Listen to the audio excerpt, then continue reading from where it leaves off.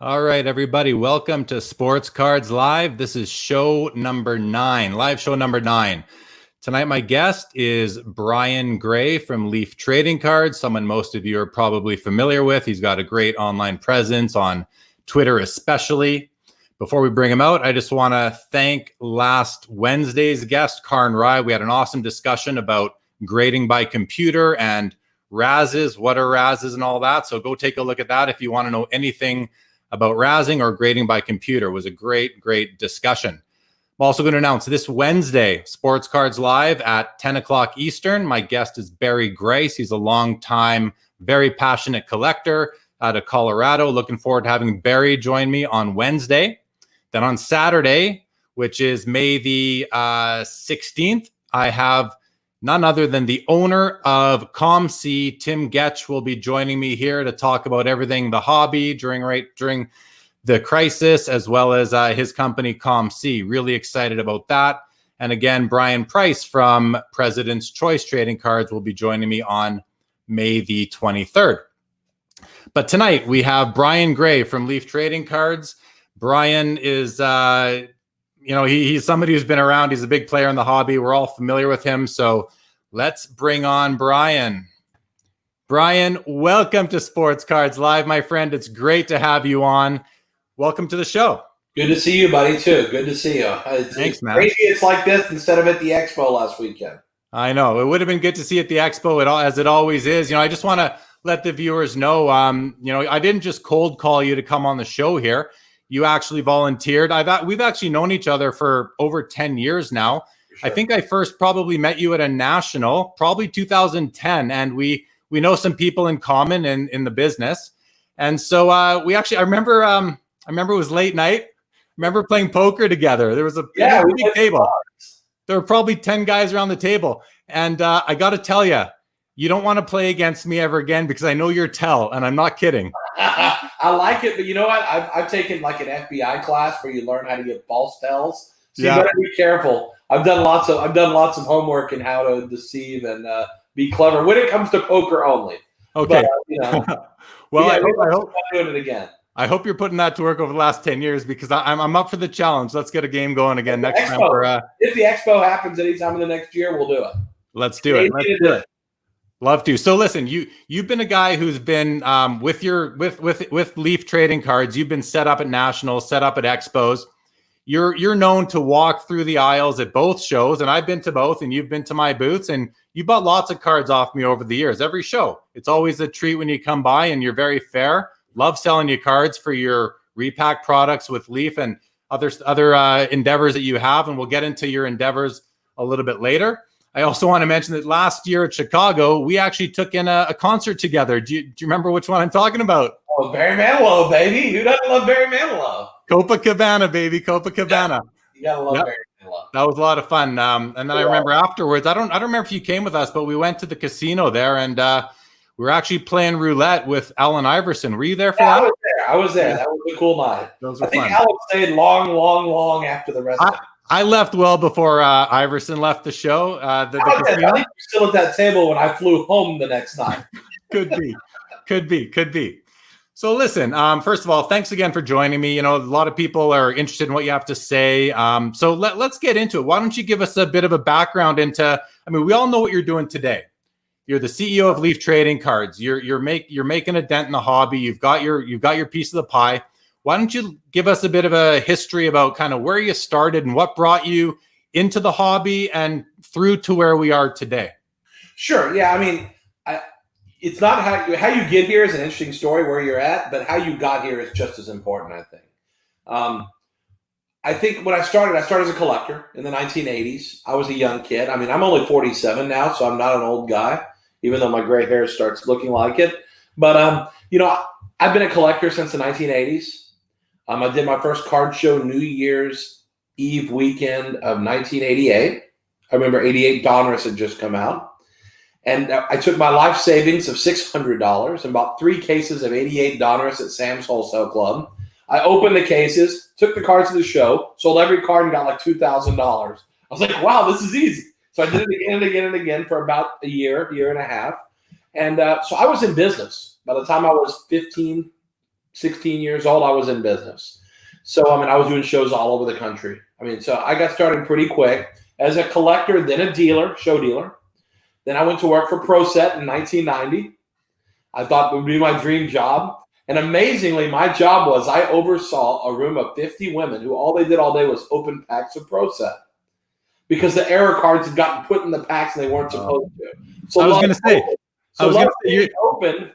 say, you're the reason for all those error cards, aren't you? Not me, but we pulled them out of packs. So we literally had a group of 50 women who opened packs all day long, every day for about a year. Searching for those. No, they were just opening the packs, pulling those out, and throwing the cards back in the box, and they got repackaged. Right. I think this is crazy, but that was my job. And then they tried to promote me, but by then I realized that that was not the part of manufacturing I wanted to be in. And Edgeman was one of the biggest distributors in the United States at that point in 1991. Went to work for them. So I've gone from collector to dealer to distributor. Then manufacturer. How long were you ProSet for? Only for a year. Okay. Only for a year. And what made you leave there and go to Edgeman? Well, the money. Because honestly, at ProSet, it was more of an entry level kind of operation. It was not an entry level. It was somewhere in the lower middle opportunity level. But I wasn't going to college at the time. And so I was like, you know what? There's upside here, but there's not crazy upside. And I did like the manufacturing process, but I wasn't in it because I was a kid. And ProSet was a bunch of professional, expert, business expert kind of guys. So I didn't fit that program. Guys like Victor Schaefer were high up there, from Fanatics, formerly Press Pass. He was a high up there when I was a nobody. Because again, I was 18 years old. So then I had a chance to go work with Edgeman. I'd met them at shows and things I went to, and I knew these guys, and they were making good money. We built that distribution business to our high point was in 2003 with Yu-Gi-Oh! It was either 120 or 130 million dollars in sales. Then obviously that was up and down every year, whatever.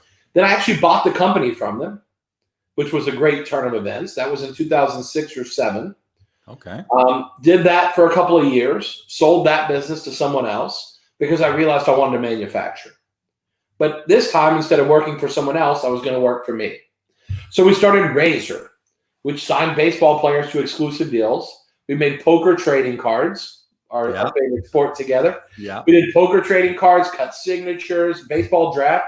In 2008, I had 28 of the 30 first-round picks exclusive. Topps only had 2. I had 28. Wow. And they didn't have exclusives on there, too. I got rights to there, too, also, but I had 28 exclusives. So I took a big splash. Whenever I do something, as you know, in the hockey category now, I do the same thing in baseball. If I'm in, and I'm going to make a splash. So we started Razor, did that for a couple of years, very successful. But then in 2010, the biggest thing that's ever happened to me happened. I had a chance to acquire the brand Leaf, and that's, for me, that was a game changer. How did that even come about? How does someone have the opportunity to acquire a brand like Leaf? It's so funny because Leaf had been a candy company and they'd done their thing. But for the 10 years before that, Donruss had actually been leasing the name. Okay. They were paying like a rental to use the name every year, like a licensing deal. Well, once Panini took over, they decided they didn't really want to re-up that deal because they thought it was a waste of money. So Mr. Opportunity here saw that, heard that the name was not being used anymore, and I made him an offer and said, I want that name. I don't want to lease it. I want to own it.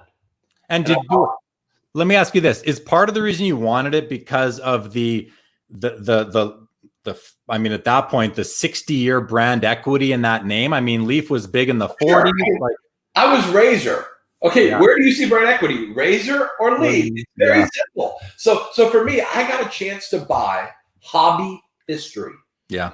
I got to buy heritage. I got to buy meaning to the brand. And Leaf in 1990 was a cutting-edge, innovative, change the game kind of brand. It was. That Frank Thomas rookie changed the game. Huge. And that's what I wanted to be, was a game-changing, move-the-needle kind of guy. And that opportunity set that stage. So then when people saw what we were doing, it was so funny. They looked at the products that I was making before as Razor, which had no brand equity. And when they added that name, the products meant something different. And that springboarded us up into a level to where now we're competing with Press Pass and Sage and all these guys in the draft categories. We're competing with those like the next tier down. second tier companies we're competing with. And we bought our way into that group, and it was great. I mean, it was because we were doing good things. People just didn't notice because they didn't recognize the brand. It didn't mean anything to them. So the brand helped us a ton.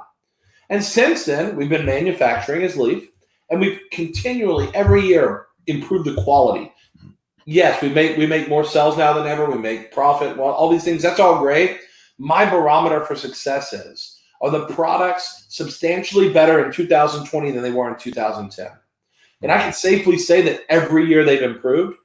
And starting in like 2005 or 6, or 2015-16 range, draft products had never been done the way we were doing them, which is part of why people like Press Pass and Sage fell below us and we moved up to the top echelon or closer to that top echelon, because we suddenly made player licensed products comparable to professional products in terms of quality. So that's the evolution of where we are today. And I'm proud that I think we're better equipped to help collectors, dealers, distributors, whatever, because I've been all those things. No other CEO of a card company has been all those things. So I think I have a unique pedigree that gives me experience, and I can sympathize with the difficulties and the successes of every part of the industry. And that's made all the difference. Right. I mean, you started as a collector in the 80s, just like I did, except while I was collecting and opening up packs of Pro Set, you were actually part of the manufacturer. You then went into distribution. You then went into manufacture. And then I've had multiple stores. I mean, we've done everything. Yeah. I know the plight of being a store owner. I know store owners are underappreciated. I know everything, all this stuff. I guess you basically have a perspective of all different levels and facets of players in the hobby, players, collectors, everybody. Tell me this: you then, in what year was it, and how did it work where you acquired the In the Game company from Dr. Brian Price? Can you speak to that a little bit? Yeah, I mean, Dr. Price had done what I consider to be a fantastic job for collectors. He made very collector-driven products for a long time. Even when he was licensed by the NHLPA, I guess, for Be a Player, all the way through the era where he wasn't licensed. And he was very smart about finding ways to take opportunities to either be player licensed or to just describe the memorabilia on the cards with names and things. He did a very good job of doing that. Very good for collectors, pure collectors. And I think Brian finally got exhausted of the politics in the situation, with the league licensing, with the license companies not behaving very nicely or trying to squeeze him, or whatever it was. I think Brian Price was just exhausted of fighting, and I don't blame him, because the game is stacked against anyone who wants to do it the way we do it. And we're committing to a fight when we decide that we're going to make products that we're legally allowed to make that collectors are going to love. And I think Brian was exhausted of that fight. I was friends with him for many years. And I think Brian knows that if there's anyone who's got the fight in him, I think he thought that might be us. Yeah. We had some fun talks about it, and it just came to a head where I was like, Brian, do you really want to keep doing this? He's like, yeah, I do, but I'm tired of fighting. Do you think you can make collectors happy? Do you think you can continue doing what I've been doing? And I was like, I think I can do that. Yeah. And I looked at his products, and I said, I think I can take these products, and he did a great job, but I think I can kick them up a notch and make them look, feel, and go head-to-head with the best. Yeah. Whatever the best was, whether it was Panini, Upper Deck Topps, whoever that would be, we're ready to go. Let's make compelling product to give collectors a choice, because in this new world of exclusives that existed, collectors really did not have a choice. Like today, they still have only us and Upper Deck as choices. Right. Panini had a co-licenser for a while there, but so when you actually acquired the In the Game company and assets from Dr. Price, was that a actually making the deal? Did it take a long time? How quickly did you know? Was it a tough negotiation? Yeah, it was a big deal. I mean, I had done the biggest deal I ever did was when I acquired Edgeman, because that was a huge deal back before. But this was a big deal, and it was not a small money deal. It was complicated. We took some time to do it. There was a lot of planning that was involved, because our staff had never done anything like hockey, and so the transition to us being able to do these things. He had a staff in Canada who I held in very high regard. Again, we were not ready to be a multinational company, so that meant we had to do the legwork. Mm-hmm. But I think it was a complicated thing, and then the logistics of how we were going to make this transition. There was a product in production in the middle we had to work together on before we handed off the baton completely. We had to announce it at the expo. We had a party at the racetrack, but it was a lot of moving pieces, but it was a situation where I was committed to saying, not that I could definitely do better than Brian, but I wanted to do different because I believed we could more modernize some of these things and change them in ways that he might not have, because he's a purist. And I love that. A lot of the hockey collectors are purists. And I'm not really that simple a purist. I have ideas about ways to make it where it can make the purist happy and also make the new age hockey collector happy. And new age collector happy, not even hockey, because we're trying to bring non-hockey people into the category. And so we just did some things different. And I'm not saying one's better or worse, but I think we've been successful in converting a lot of people who might or might not have tried player licensed or unlicensed, whatever you want to call it, memorabilia-driven products. Right. I think one of the things with Brian Price, and you're both collectors. He's been a collector. He's a lifelong collector. And amazing collection. And like yourself, he's also been in the industry from a business perspective. So I can see why he would look to do business with you, because you kind of had that same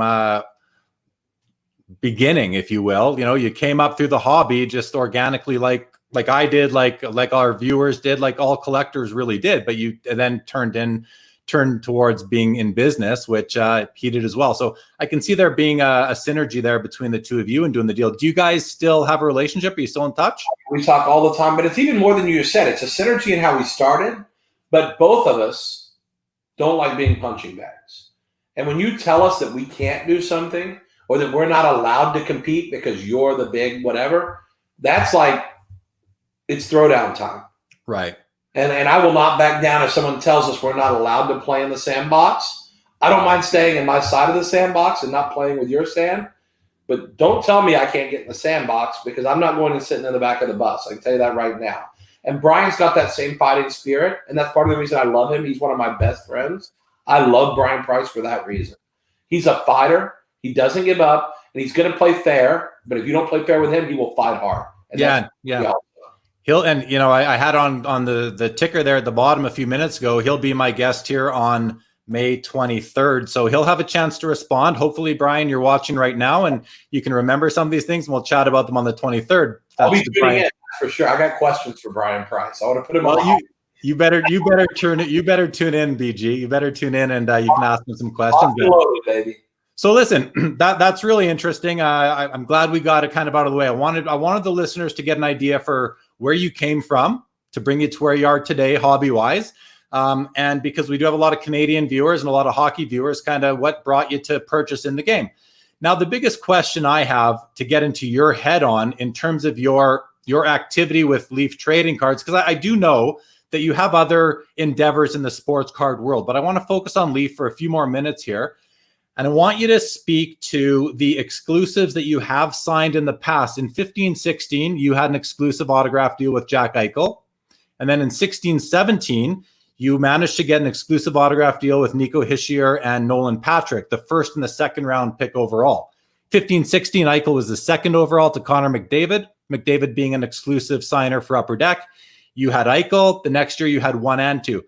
What I think the viewers want to know, what motivated you to sign those exclusive deals? How tough were they for you to actually get? And to the extent you can tell us, are those expensive deals to get and compared to veteran players? Well, here's what I can tell you. First off, I hate exclusives. I think they're terrible. I've said it. I think it's a horrible thing for the industry, because I believe collectors need a choice.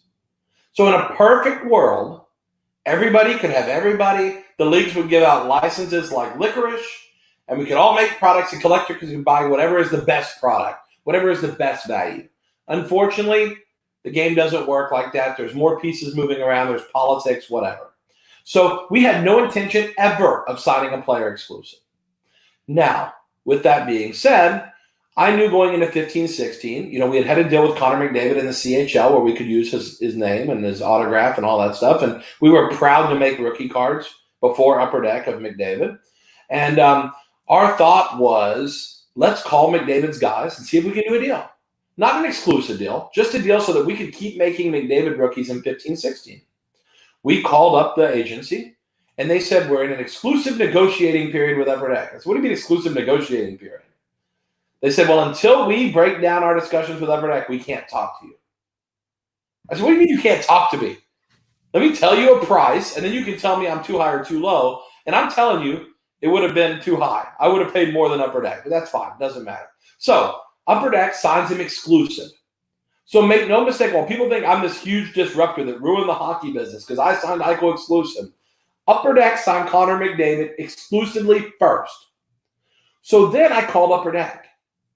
And I said, why are you signing rookies exclusive? When Panini had a license, you weren't allowed to sign players or tops or whatever. You guys had a deal where you couldn't sign players exclusive. It was an agreement through the NHL. You were not allowed exclusives. So now you're signing exclusives now that it's just me and you in the room. And they said, we're allowed to. We're the licensee. He's our spokesman. We can do whatever we want. Any boo-boo. So I said, you understand that now I have to go try to sign Eichel exclusive. And they started laughing at me. Just like I did. They literally laughed in my face. Yeah. And they said, good luck. No player is ever going to sign with you exclusive. And you're not Upper Deck, so you shouldn't even be allowed to sign exclusive. I mean, what do you mean I shouldn't be allowed? Is this America? Last time I checked, it was America, not North Korea. So we're allowed to sign exclusives here. So I said, I don't want to do this. And I begged 50 times. I sent 20 emails. I sent Mashra emails, Jason Mashra. I sent an email. I said, please don't make me sign this guy exclusive. I'm going to sign him. And they ignored me. So then I saw him and I said, listen, I have a blank check. I'm signing this guy. So I did.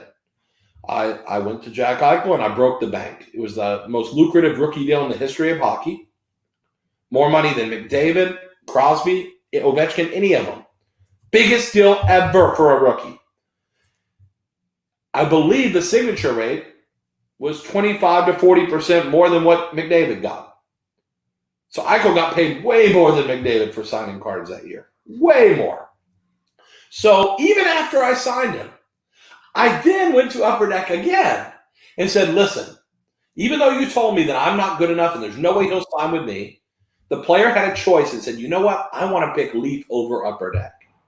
But even then I went and said, you know what? Why don't we blow this exclusive crap up and I will sell you Eichel autographs and you sell me some McDavid autographs before either of them ever skated. And they said, nope, never, whatever. You should not be allowed to have Eichel anyway. Barked at me, whatever. Never talk to me again. That's fine. So I had Eichel exclusive. In 16-17, we did not sign Austin Matthews. We sat on the sideline because our opinion was, you know what? Let's don't do exclusives on Matthews. As long as Upper Deck doesn't sign him exclusive, we won't do any exclusives. And guess what? Upper Deck signs Matthews exclusive. So then I said to myself, I said, okay, I can't play this game anymore where I try to be the nice guy and not sign someone and you go sign the number one pick. So in 2017-18, first I signed Nolan Patrick exclusive. He went number 2. At the time, we thought he was going to go number 1. Yeah. We signed him exclusive when he was in CHL still. So we believed in him before anyone else believed in him. We said, we want to commit large amounts of money to you before you even get drafted. So we locked him up to an exclusive deal. Then Nico Hischier shoots up the board. Or Hischier. Everyone calls him different, But I call him Hischier, but Hischier. So Hischier moves up the board, and I say, oh, crap, this guy can go number 1. So I call his agent and say, guess what? You guys won the lottery. Jack Eichel picked us over Upper Deck. Nolan Patrick picked us, and Joe Veleno, who ended up going 30th, we signed him as a 15-year-old kid. He chose us over Upper Deck. Guess what? Veleno has a chance to do something special. He has a chance to say, I don't have to take a bad deal from the licensor just because they have an NHL license. I'm going to take the better deal because it's what I deserve. Who? You said Veleno. Did you mean? We had already signed Veleno, Patrick, and Hischier. So, and Eichel. So Hischier, we said to him, you have a chance to do something unique. you can say no. You don't have to take a substandard deal just because someone has a license. And he sure picked us. And again, it was per signature the most lucrative deal in the history of rookies in hockey. Bigger than Eichel. Bigger than the deal you did with Eichel. Bigger per signature than the Eichel deal. Yeah. And honestly, if Austin Matthews had come to me exclusive, I would have paid double what Upper Deck paid. So Austin Matthews lost about half the money also, which is, too bad for them. But yeah, so that was the vision. I never wanted this to happen. But I figured if I signed number 1 and number 2 picks in the draft, that would send a message that would be heard loud and clear that I'm not some little tomato can to be kicked around. Let us compete. And when the top 2 picks in the draft pick us over the establishment, I think at that point it woke a lot of people up, including Upper Deck, who obviously we're in litigation with them. We don't want to get too deep in the weeds on that. Yeah. But honestly, the issues behind that came because I signed the rookies, and they were pissed, and so they took actions that in the United States are illegal, and we're going through all the stuff that goes with that. Sure. But the message was we're allowed to sign prospects, we're allowed to compete, and we did exactly that. It wasn't spite. It was we wanted to sign players to show that we were seriously committed to the category, and we did exactly that. And I wouldn't change it today, except if Upper Deck in the very beginning had said, you know what, let's do the right thing and give collectors a choice. Sure. So let me ask you this now. Now that we're looking back 3-4 years ago since these deals, and I guess those exclusives have expired, do you feel did you get a good return on your investment? Sure. I mean, this was business. This was not spite to Upper Deck. It really wasn't. It wasn't ego puffing out my chest either, even though it might have sounded like that just now. It was really about putting ourselves in a position where people knew that we were not a fly-by-night in this category. We were not a hit and run. We were in this category committed to competing long-term. And this was what we did to show that. So even if I had lost money, which I did not, it was worth it from that standpoint because we did show we're for real. But I will tell you that every exclusive deal, all 4 of the deals we did, ended up being profitable deals for Leaf. And we couldn't be happier. They were all great deals. It's just, unfortunately, the hockey landscape right now, we're trying again to do the right thing and not get involved in those shenanigans. Right. Okay, man. Well, listen, that's awesome. So we've got a bunch of comments and questions coming in. I want to take a minute, just run through some of them. Let's see what some people are saying. Maybe we get some. I haven't seen them all yet. I'm going to kind of go as I go through them as they. Hard. I'm one of those guys. I'm not a corporate bigwig. I'm not going to tell you all. I'm not going to make up some shenanigans, political shenanigans. I'm just going to tell you how it is, and you may not like it, but it's the truth. Well, I know you as a guy who tells it like it is. I always appreciate that about you. And if there's anything that I ask you that you can't answer because of any legal ongoings, whatever, just no worries at all. No worries at all. Because I love good questions. All right. So we got Eli. Awesome job. Thank you, Eli. BG, Barry Grice, here to watch BG and me too. Let's do it. Thanks for joining, Barry. Barry's my guest on Wednesday. For sure. We have Super Striker wants to just thank you for coming on. Yes, thank you very much for coming on the show, Brian. Boy, we got lots here. Let's see, what else do we have? Greg Jeffries, 88 Donruss was so hot. I think that came back when you talked about your Donruss case that you bought back in the day. Gary Thurman, there were tons of great guys. Somebody wants to bring back Pro Sets. Sean needs the Pro Set hologram. Do you remember the Pro Set hologram, the Stanley Cup hologram back then? I mean, again, there were so many shenanigans at that place. I mean, the stories I could tell you of what I've seen in my days, even in one simple year, the things I saw were disgusting. Yeah. But I will tell you that I love the Pro Set brand. I don't know that there's a place for it currently in the market, but it was a great, great brand for its time, no doubt. Yeah, for sure. And that Stanley Cup hologram to this day is one of my favorite cards. I buy them whenever I can. It's great. Irving Manera, mustache man. Love the mustache. He's got the best mustache man. He says, hello, Irv. If you're still watching, welcome to the show. Thank you for joining. What else do we got here? There's your boy, Greg Cohn. He thinks North Korea now allows exclusive. So we are a little bit further back from what we were discussing. Maybe we'll open our North Korea office soon. Greg can go man it. Yeah. Barry says we're talking about business. Yeah, business is business. Thank you, Super Striker, and we both enjoy telling stories, and BG most certainly does. What does Greg say? We also had 3 CHL licenses, and those players fit our product line. Awesome. Yeah, that's one thing we didn't mention is that we had the CHL license for the first, I guess it was 2 or 3 years of our hockey endeavors, and Upper Deck took over the license. And the first year they didn't even make anything, and now they make one product a year. And it's kind of, it's an interesting product. I don't think they do a terrible job with it, but obviously I think they took it. They tried to take it away from us. We were walking away from it anyway because I think we're better with veteran memorabilia. I think that's where we're best placed in the market. Yeah.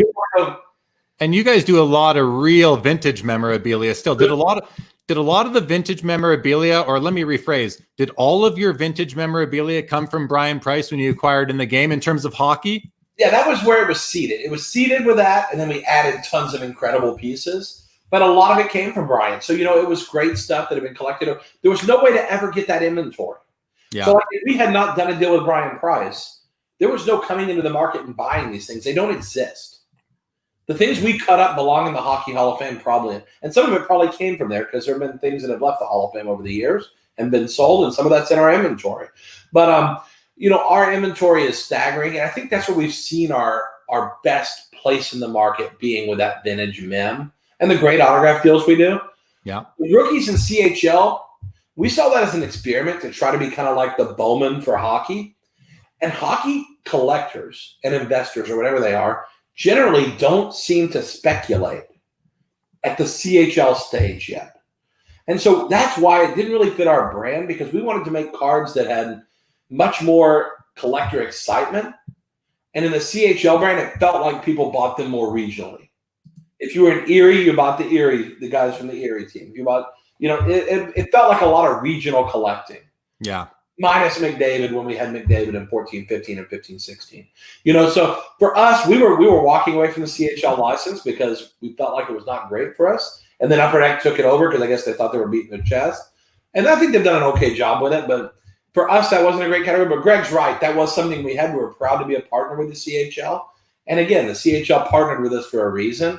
And it was because we were serious about being in the business. Yeah, cool. Aaron says, great show so far. Aaron, thank you for joining. Here's a question from Bill. What is in the Texas water that makes it such a hobby hotbed? Home to Leaf, Panini, Beckett, Pro Set, Pinnacle. What do you have to say to that? Honestly, there's only a few factories in the country that can package cards. This is an interesting thing. A lot of people think you can print cards all over. Okay. That's easy. Printing cards is no problem. The problem is the machines that cut, collate, package are very old machines generally. And so, honestly, there's only a few places, Dallas being one of them. North Carolina is what Upper Deck uses. They use PBM in North Carolina. Used to be a factory in South Dakota that could do it also. But all the packaging happens in Dallas, pretty much. Topps, Upper Deck does some stuff in Dallas. Topps and Panini package most of their stuff here. We do. Sage packages their stuff in Dallas. It's just a place to package. Yu-Gi-Oh cards and Pokemon cards are packaged in Dallas. So is that why Panini, who's an Italian company, headquartered there because their packager was closed? Donruss was located there. Oh, right. And someday, next time we do a show, I don't want to go into it today because we have little time, but I will share with you my story of being this close to buying Donruss. Oh, wow. So you just committed to a second appearance on my show. I'm very happy to hear that. Thank you. Yeah. I hope it goes well because I'm locked in now. We'll get to it. I'm booked through the end of the month. I actually just today, I booked my guest for Saturday, June the 6th, I think it is.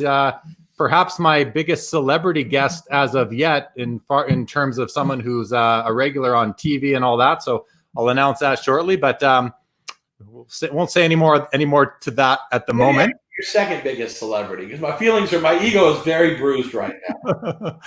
But no, I think that's a piece of it. Is the companies have been here because this is where the press is and then where the stuff is. Right. And when they took over Donruss, they took that staff. So it just made sense for them to be here. But it's just great being in the town where the factories are. ProSet actually owned part of a press back then, the place where the stuff was printed and packaged. It used to be called ProSet Press. So they actually owned part of it. Okay. Dr. Beckett was Beckett. He just lived here a lifetime. This is always where he's been. So, but again, it is funny that Texas is the hotbed for that. But I will say that I think the companies doing the most creative stuff in the business just happen to be in Texas between us and Panini. Okay, fair enough. Eli says, no more Cyclone Taylor. Thanks, Brian. Hope all is well. Stay safe. huge. I'll give him a pump up. If you have Cyclone Taylor cards, you need to call Eli because he's a big buyer. And so our goal is to make only enough cards to keep his bank account slightly damaged at all times. Yeah. But I'll be honest, we're getting low on material. And that's one thing, Greg, if you have him on the show at some point, he'll tell you, we have very little material on Cyclone left. So if you are a Cyclone collector or you've always wanted to own one, if you wait another year, you may not ever own one because one day we're going to say done forever because there is not anything to buy. There is not one piece of real memorabilia that we feel comfortable buying. Fair. All right. Super Striker he said he'd love to hear some crazy stories from Pro Set. Is there anything that kind of sticks into your mind? The one thing I saw that was probably looking back now, I think of how much money was sitting there was in our office. We had 1990 Pro Set made basketball promos. I don't know if you knew this. I did not know that. And they made a Michael Jordan promo in 1990. They made Jordan, Ewing, Malone, and I think one other guy. There was are they floating around out there? Very few were out there. Some had made their way out there. But I remember 2 pallets of Jordans. Now, to give you an idea how many cards fit on a pallet, it's probably $250,000. Okay. So there were $250,000 to $500,000 of those. I think they're worth about $1,000 now. So you do the math. But just things like that we just had laying around that it was just, and again, I walked into a warehouse once and saw 50,000 cases of Pro Set football. And that was nothing. That was just one little warehouse. Yeah. In the warehouse, they also had like 5,000 cases of Skybox basketball that they traded with Skybox. They traded some Pro Set for Skybox with them, just a swap to have some fun. So we had like 10,000, 5,000 cases of Skybox basketball sitting there. What just was the crazy stuff? I'm just thinking back to Pro Set football, which came out just before Pro Set hockey did back in 1990, I believe it was. I remember cracking packs of both those products. Wasn't it Pro Set football that had like the big rookie that year wasn't even, and someone will correct me if I'm wrong, but the big rookie card out of the Pro Set football wasn't even an NFL player. Wasn't it Rocket Ishmael from the CFL? That was I think he was in 1991 Pro Set. The second year. 99 was Barry Sanders, Troy Aikman. 90 was a group that didn't hold up too well over time. Andre Ware and guys like that. Right. And Rocket was in 91. 90 also had Ty Detmer, I think. Okay. But again, it was just an era of collectors could not buy enough of anything. I remember people buying cases of 91 Platinum football from me at $1,600, $1,800, saying that's going to put their kid through college. Right, yeah. So apparently worth the stout sum of $80. Yeah. So you only lost $1,520 on your $1,600 investment. But I mean, again, it's just the hobby has changed so much. Of course. And we're so good now is we're in an era of underproduction relative to historical numbers. Right. And we're going to get into that in a little bit later in terms of where the hobby's at right now. We'll just continue some more comments here. Friend of the show, Richards. Hello, Brian. Thanks for partaking. Interesting discussion so far. Thanks, Richard, for tuning in. Greg says to Eli, sorry, buddy, more Cyclone coming. Here's a question for Brian from footballcardshop.com. Brian, for Leaf Draft Football, how difficult was it getting the player selection you got this year, which included almost every top draft pick? You know, it's tough because, I mean, you got to know the marketplace in football, these guys are highly desirable. And so we pay up. I mean, that's just the bottom line. We pay whatever it takes because as a collector, when you open a product, you know, when we miss a top guy, it's something we can't control. We've never walked away from a player over a price that was a top 5 or 6 pick except Myles Garrett in all these years. He's the only guy we walked from because he was too high as a top pick. But, you know, we pay up. And fortunately in football, you have a competitive landscape where both Leaf and Panini have found a way to coexist and not get into dogfights and lawsuits over everything. And we found a way to coexist in the market because we both realize that we bring something unique to collectors and that collectors deserve a choice and they have a choice. And so we've been very fortunate that it hasn't been like this exclusive dogfight to try to sign players exclusive. It really is. Let's let collectors have a choice. We go pay what we need to pay to get guys, and we've been committed to, whether it's Joe Burrow, Tua Tagovailoa, you know, Justin Herbert, we pay what it takes because collectors deserve that. And if we skimp for $5 or $10, the consequence to collectors is a substantial amount of value in the products. Sure. Sure. Here's another one from a good buddy of mine, Darcy. He loves the vintage memorabilia cards that Leaf is known for. He's curious about Vezina and Taylor. Is there a lot of memorabilia left? You already spoke to Taylor. What about Vezina? But Vezina, I think we have stuff still. And again, what we're doing, you'll notice some of that stuff we're making more rare now. We were a little more liberal with it early on. But I think just like everybody else in any business, we've come to appreciate the extraordinary value in these kind of memorabilia names. And we know they're irreplaceable because we're out there every day looking for, trust me, someone calls me with a real Cyclone item, I'm going to make their day. Yeah. But there's no item to buy. So Right. we realize you savor the flavor and you hold these things and make them last as long as possible so the collectors can enjoy them for a long time. Because the day we announce there's no more Cyclones, you will not buy a Cyclone card under $1,000. Those days will be over the day we put that out there. Fair. Sean wants to know what's your next big hockey product and any new exclusive signings like Byfield or Lafreniere. No, I don't like exclusives, number one. Number two, I believe Upper Deck already has Lafreniere exclusive, and they may have Byfield already. Our focus really isn't trying to sign rookies exclusive. Our goal with doing that in the beginning was to add a new element to our veteran-driven products. But what we've realized is that the veteran-driven products have a great amount of demand in the marketplace. And it's like, I'm trying to think, a great hockey player, you have him do what he does well. You don't keep Ovechkin back to play defense or put him in the goal. You let the guy score because that's what he does. So we score with vintage memorabilia and with great autograph deals to supplement that. So we're going to focus on what we do well instead of trying to do things just to, again, it's not a spite or a fight thing. We feel like we can compete right now with what we have, except for the problems in distribution that we are in litigation over. So what's the next big hockey product coming out? We just came out with this yesterday, Ultimate Hockey, which is a killer. It would have been at the Expo last week had the show happen. It's a killer. I mean, I got to say for Greg who's listening, I mean, I shouldn't say this because his ego will end up as big as mine at some point. Sometimes he's killed it. I actually was about to send him a text right before we went on to say, Greg, I appreciate you. Yeah. And I'll tell him here in front of everyone, I appreciate Greg. He is pretty much genius when it comes to this. And you know what? I'm lucky to have someone like Greg on my staff. And we'll let the cookie cutters at the other places that just regurgitate stuff, we'll let them do that. I love having a guy like Greg who's a creative. I love it. So you know what? From that standpoint, we're going to focus on creative stuff and not worrying about, trying to just cookie cutter things where it's the same thing over and over. Sure. I just want to mention Greg is always very communicative and, on the Hobby Insider message boards, for example, he's very active there and he takes positive and negative criticisms and suggestions very well, very professionally. So kudos to him for that and for his involvement, willingness to reply and respond, to communicate with the collectors who are buying the products. I think that's great. Do you like that he kind of fills that role too and is out there talking to people? Yeah, I mean, because here's the thing. I'm passionate and I defend my products till the end. And, sometimes it can come across as aggressive or abrasive. It's like if someone told you your kid's ugly. No one likes to hear that. Even if your kid is ugly, no one wants to hear that. And our kid's not ugly. Yeah. There's some people that have trouble getting over the player licensed or not league licensed hurdle. And so for some people that's hard. And I can be defensive of our brand if people are not fair in their criticism.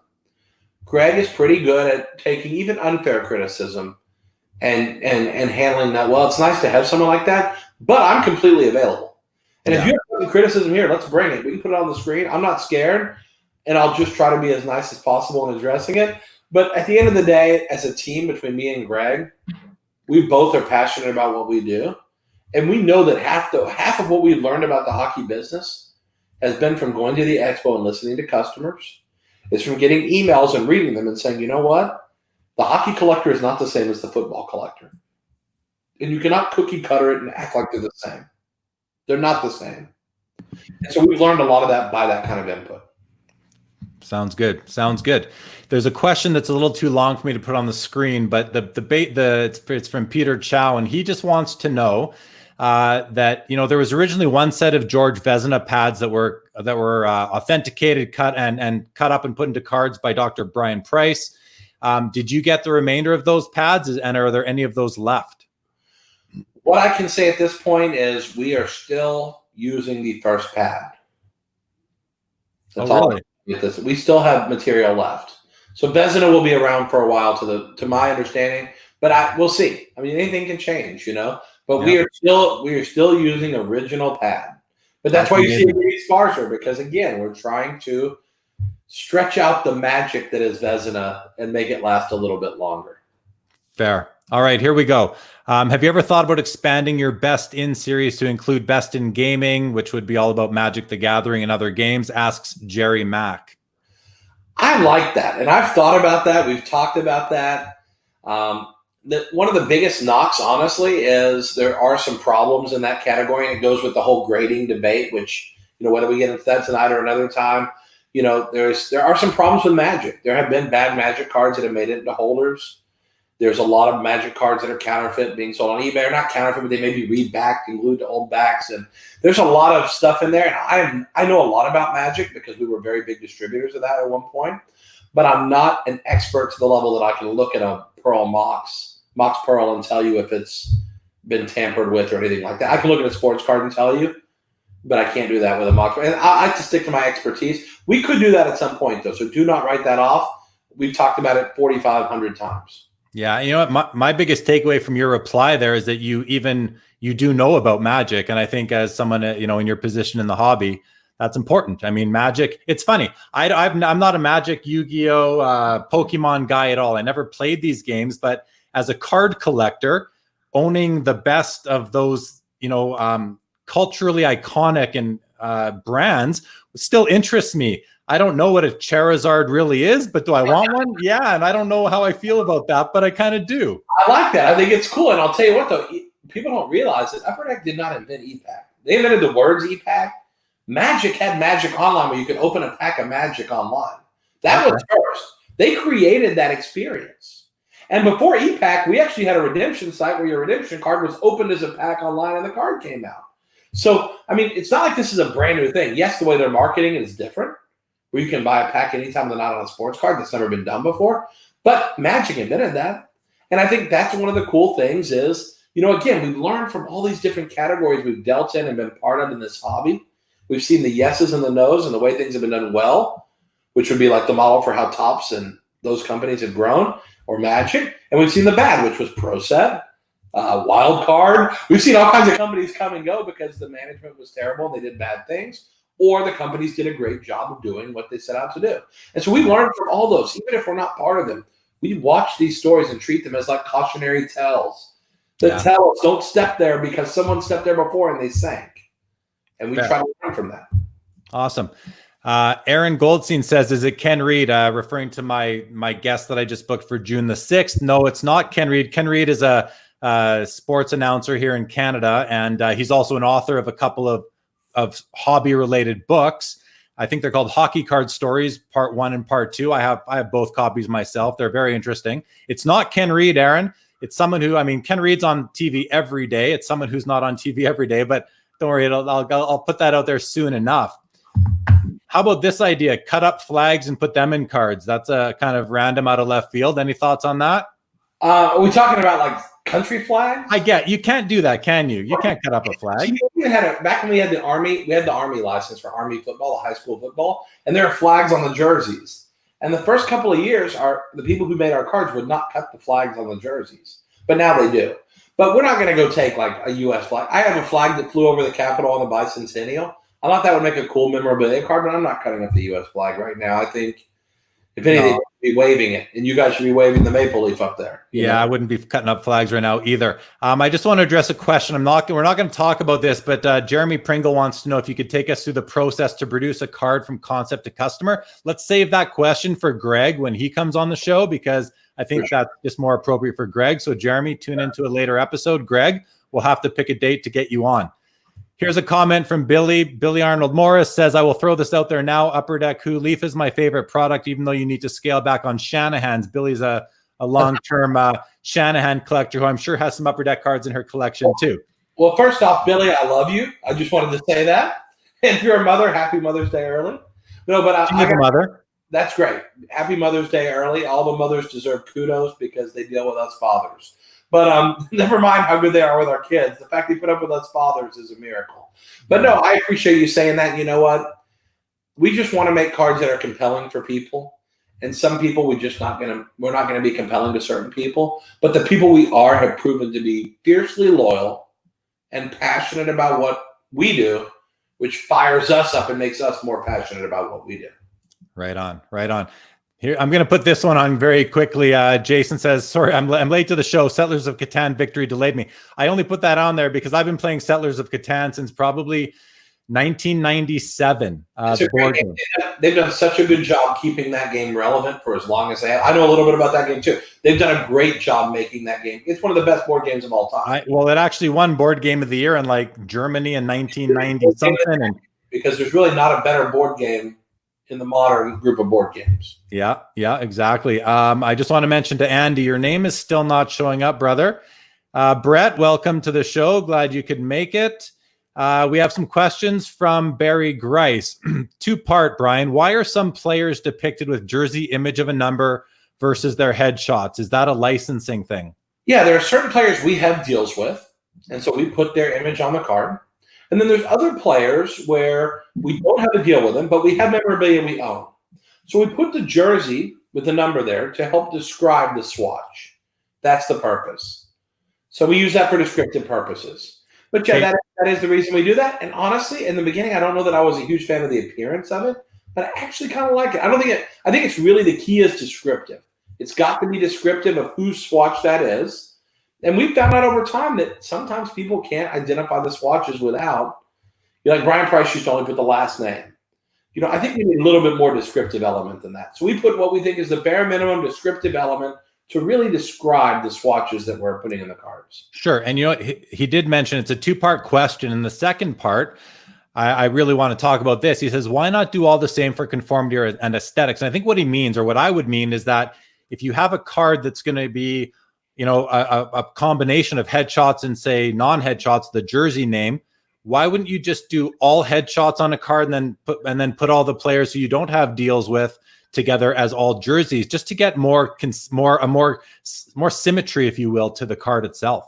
There's an argument for that. I think what I don't want to do is stifle the creativity of the theming. There's one thing Greg works really hard on his themes. Let's speak about, hold on, Brian. Let's speak about themes for 1 second, because it's one of the fun things about your cards is that you can look at a card and try and figure out what the theme is. Why are these guys together? He'll tell you a lot, though. He'll tell you, 80s award winners or 80s Calder winners or 80s Hart winners, whatever it is. Sometimes he gives you the roadmap to what they have in common. Sometimes he doesn't. But there's usually theming in these insert sets. And I hate to sacrifice the integrity of the theming to try to put guys only on cards with other guys we don't have likeness deals with. Yeah. I think could he go all jerseys on some of those? He probably could, and we might do that at some point.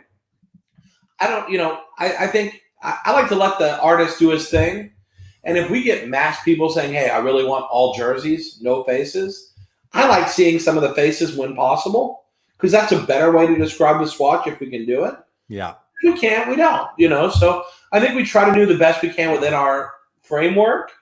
But, again, feedback to us is the best way to change how we do things. Because if you tell Greg, hey, this is what we think we need to describe it well, and we think for aesthetics it would look better if they were all jerseys, that might be possible. But you've got to share that with us, or we don't know. We do what we think is aesthetically pleasing until you tell us otherwise. Awesome. So guys, anyone you ever want to reach out, suggestions for Brian Gray, the CEO of Leaf, or Greg Cohn, who will be on the show at a later date. Hopefully Greg will agree to that. You can always reach Brian. Look at the ticker below, Twitter @Leaf CEO. Send him your suggestions. He just said he is open to them. All right. Jason says, hi, Jeremy and Brian. Thanks for doing the show. I love the vintage memorabilia you put out, Cheevers especially. So there's a big fan of Cheevers for you, Brian. Will says, are there any plans for the In the Game name going forward? Any chance of an Enforcers Part 3? This is so hard because, again, I think the Enforcer sets I liked, frankly. They were a lot like Masked Men. They celebrated a category in the sport. The difference being that Enforcers were never really given the credit they're due because they did the hard, gritty work. So I think there's a place for that. I think the biggest challenge is that we're trying to make products that are appealing to both the Canadian and American market. and the more casual hockey fan versus the hardcore hockey fan. And doing that with the enforcers, you would have a lot of Americans opening packs saying, who is this, who is this, who is this? And that's not to say the Americans are stupid or that you guys are too, in Canada, are too, in the weeds. But I think we'll have to figure out a way to do that. We may even just make some single cards to sell through the side or a set. We might do something like that versus a packaged product, because I just don't know that a packaged product will appeal to the masses that we're trying to appeal to. We're trying to be very global in the way we present the subject matter and the material that we use and those sort of things. But we have a ton of enforcers, mem. So that's not to say we couldn't do something special to make it maybe a website exclusive or something like that. Sure. All right. Next question comes from Pierre-Luc Julian. He says, by focusing on vintage guys, is there a way to make sure the products don't feel redundant year to year? And I think that's where theming is everything. I mean, Greg has to continue being creative. To date, I can't really criticize him too much. I don't think there's a lot of where you get the exact same card year to year with the same theme. Yes, you'll have cards year to year that have 8 swatches on them. But honestly, when I sat at the expo, and I'm not a hockey collector deep, I'll buy a few things occasionally, but when I watch those collectors open and there's 8 swatches on a card, they flip out. Yeah. They love that. So I don't want to be too sparse with those sort of collecting elements because people love them. People love things you give it to them. That's the whole idea behind this. Like this magical 8 swatch that you get once every 3 years. People want that. Let's give it to them. Yep. So that's our vision. And yes, we try to be redundant by continually coming up with new themes. But, sometimes, in a world where 90% of the hockey sets that are released are made by Upper Deck, I don't think any of our products are to be confused with Upper Deck, nor do they feel redundant. If you collect our stuff, it is a completely different collecting experience than collecting their stuff. All right. When is Leaf Metal Wrestling coming out? Asks Irv. There is no metal. We had said before our last wrestling set was our last set ever, but I lied. We have another set coming out this year. The artwork's finished, and we have some killer new names. We're working in some of the Mexican and Asian and other wrestling alliances that are interesting. Tons of guys from the newer wrestling organizations here. It's going to be fun. We have some great names we've never had before, and I think that's going to be hugely popular. But it's an ultra limited production. Like it's going to be like 120K. It's like so limited it'll sell out in 30 seconds. One of those products. So Irv, watch out for that then, right? All right. Amit, your question is awesome. We're going to get to that a little bit later on. Jason thinks the themes are the funnest things about Leaf cards. So there you go. Some positive feedback on that. His picture down here, that's my funnest thing tonight. I love the picture. So I'm going to add that to my themes. I like that theme. You like the picture of that's his wife Jordan on the left, and that's Jason on the right. They're friends of mine. That's my funnest theme for the night. All right, so let's see. I want to get the comments are coming fast and furious. We're still probably about 4 minutes behind on them, guys. So I'm just gonna. Well, Greg has a few things to say here. I've started to go all jerseys if the majority is going to be jerseys. If it's 50-50, I will stay mixed. So I like that rule. I like that guideline, Greg. Good job on that. We've had enforcer themed inserts like Dirty Dozen and Hard 8 and in the game used. Awesome. Brian says, have you considered somehow linking memorabilia to the product before it was cut out, like a picture of the jersey or stick on the back? I like that. I mean, Donners did that back in the old days. Again, much of this memorabilia was acquired in our in-the-game purchase. And so because there weren't images taken that were card quality back then, we can't make it happen now. I suppose you could find a few of the newer items we bought, like we bought a Bobby Orr jersey a few years ago that we've almost finished cutting up. Things like that where we have pictures. But again, it kind of goes to what Jeremy said earlier. It's very hard to mix and match and have a hodgepodgey. We want to try to make it somewhat homogeneous the way we present it. Now, what would be cool, though, is if we had, let's say, Marcel Dionne's 500th goal stick, and it was a historic piece of memorabilia for a reason, that might be a unique opportunity to put a picture on the back because it's the actual stick or jersey from a compelling game or event. And that makes sense. And I think we've all, as collectors, we've always wanted the backs of cards to go back to the way they were in the early 90s when you had a totally unique and different picture on the back of the card of the player than you saw on the front. Just takes me back to the early Upper Deck cards of 1999, the first, when they first came out and all that. That was really cool back in the day. My understanding of it, it's quite expensive to all of a sudden start putting unique pictures on the back of cards. And if you had to change up the back of every card from a certain series or a form, as you call them in the business, does that add significant cost to the production? Well, see, here's the thing. And again, I'm not here to speak for Upper Deck. For them, it wouldn't, because their print runs are big enough that it's a negligible amount of money. If you figure an image costs about $75 and you have, 500 different cards in the set, theoretically it costs you $37,000 to put new images on the back. The problem is with our very small print runs, because we make incredibly small print runs. Because of that, the cost would be prohibitive. And already with the exchange rate, I feel like cards are as expensive as they need to be right now.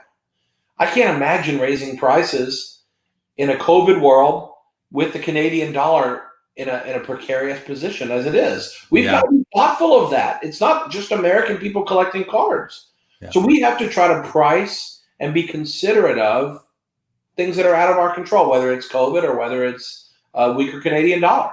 Right. Fair. The next question is too big to put on the screen, but Richard Ho asks, if you buy a license to use a photo of a particular player, say off of Getty Images, do you still need a deal with the depicted player in order to use it in your product? Yeah, that's the question. Yes, and I mean we don't buy from Getty because that's part of our issues with other companies is the fix has kind of been put in where we can't buy images from Getty. But where we buy images, we still have to have a player deal. Usually, we don't have. This is a whole other discussion. I don't know that we have to have anybody's rights to put them on a card. I think there's a First Amendment right to use an image and to treat a card like a miniaturized newspaper that's used for information and educational value. But all that aside, we typically would only try to buy an image if we had the rights to a player. All right. Fair. With that being said, I think we do a good job of getting as many deals as we can. And the ones we can't, we focus on just being creative. Awesome. All right. Irving, very happy to hear about the wrestling stuff. Woo! Tim Witzman says, hey, Brian, just want to say I'm a big fan of Perfect Game and ITG. Keep up the good work. Thanks, brother. Very nice.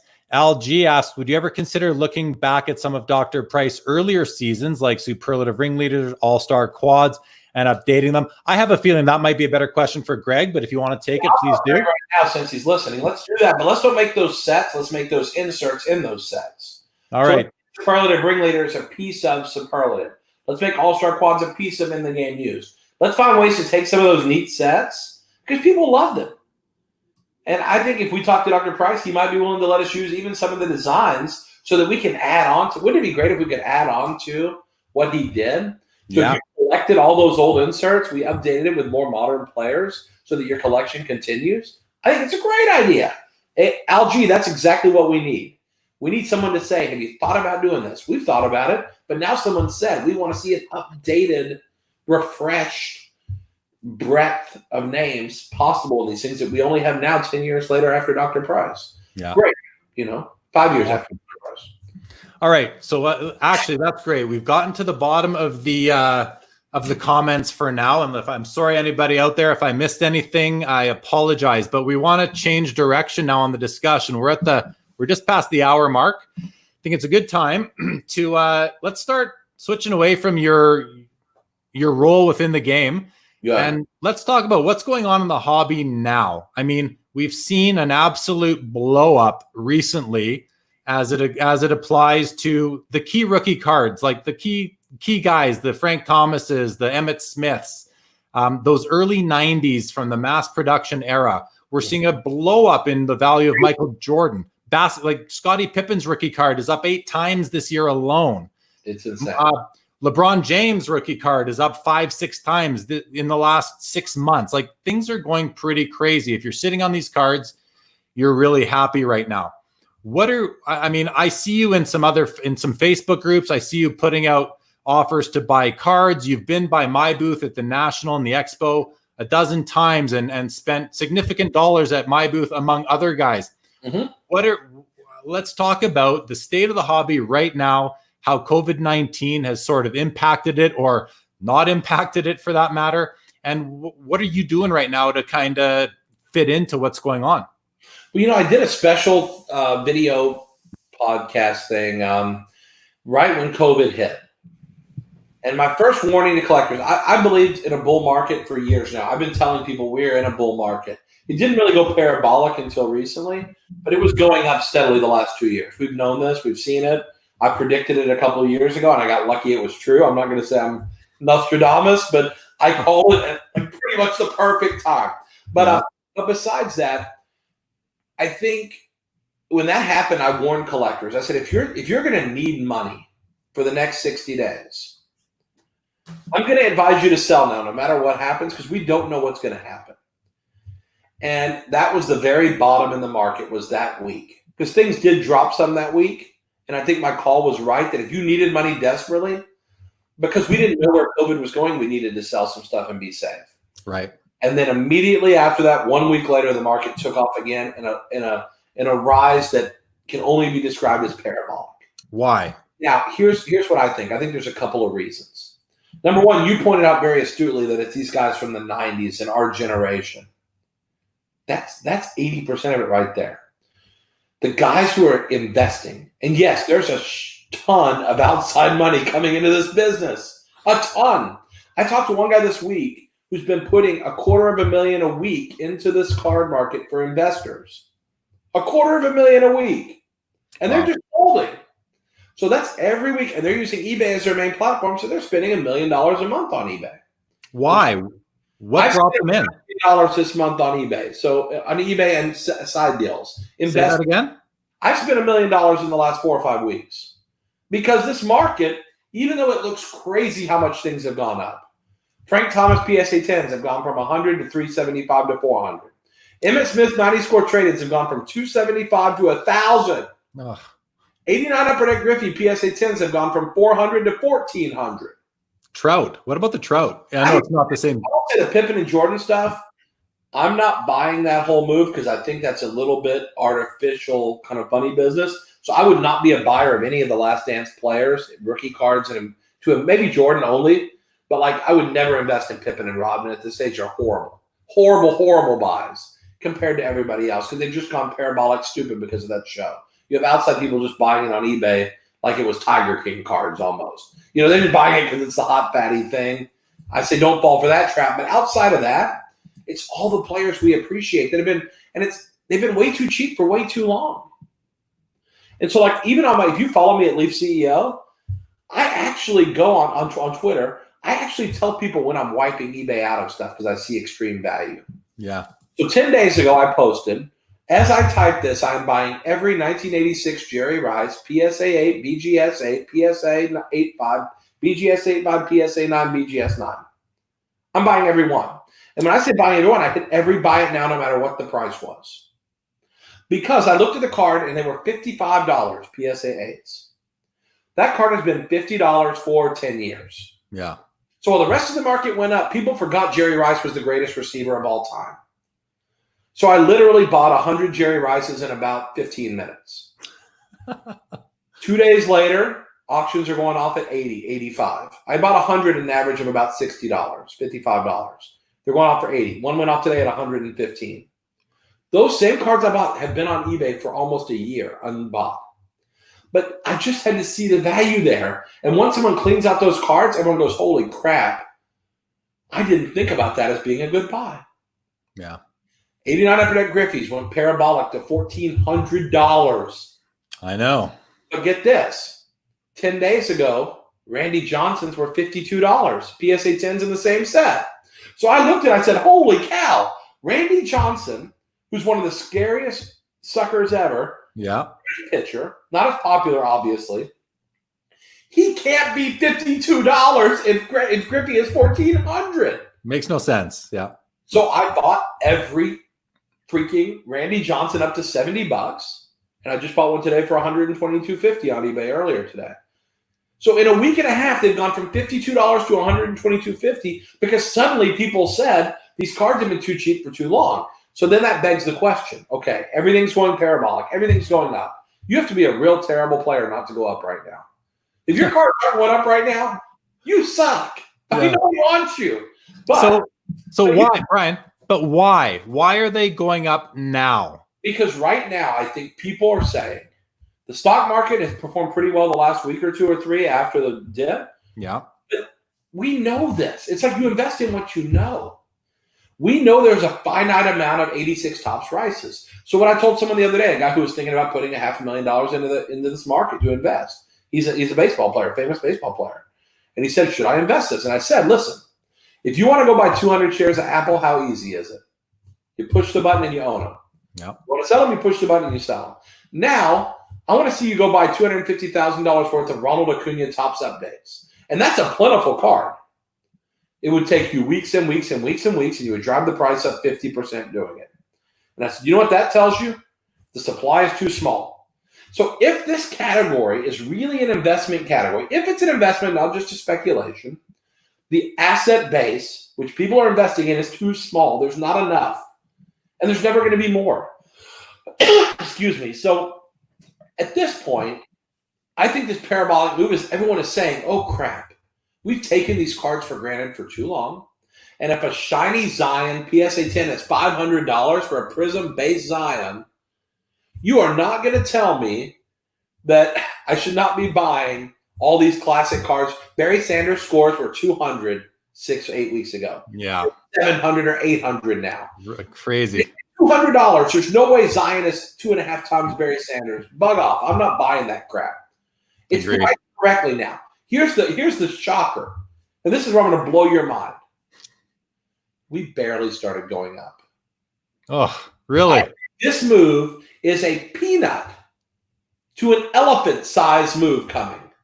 Because I'm telling you, the cards you thought were so plentiful, like 86 Topps Rices, go try to buy one now. It's hard. Go try to buy a PSA 10 Barry Sanders.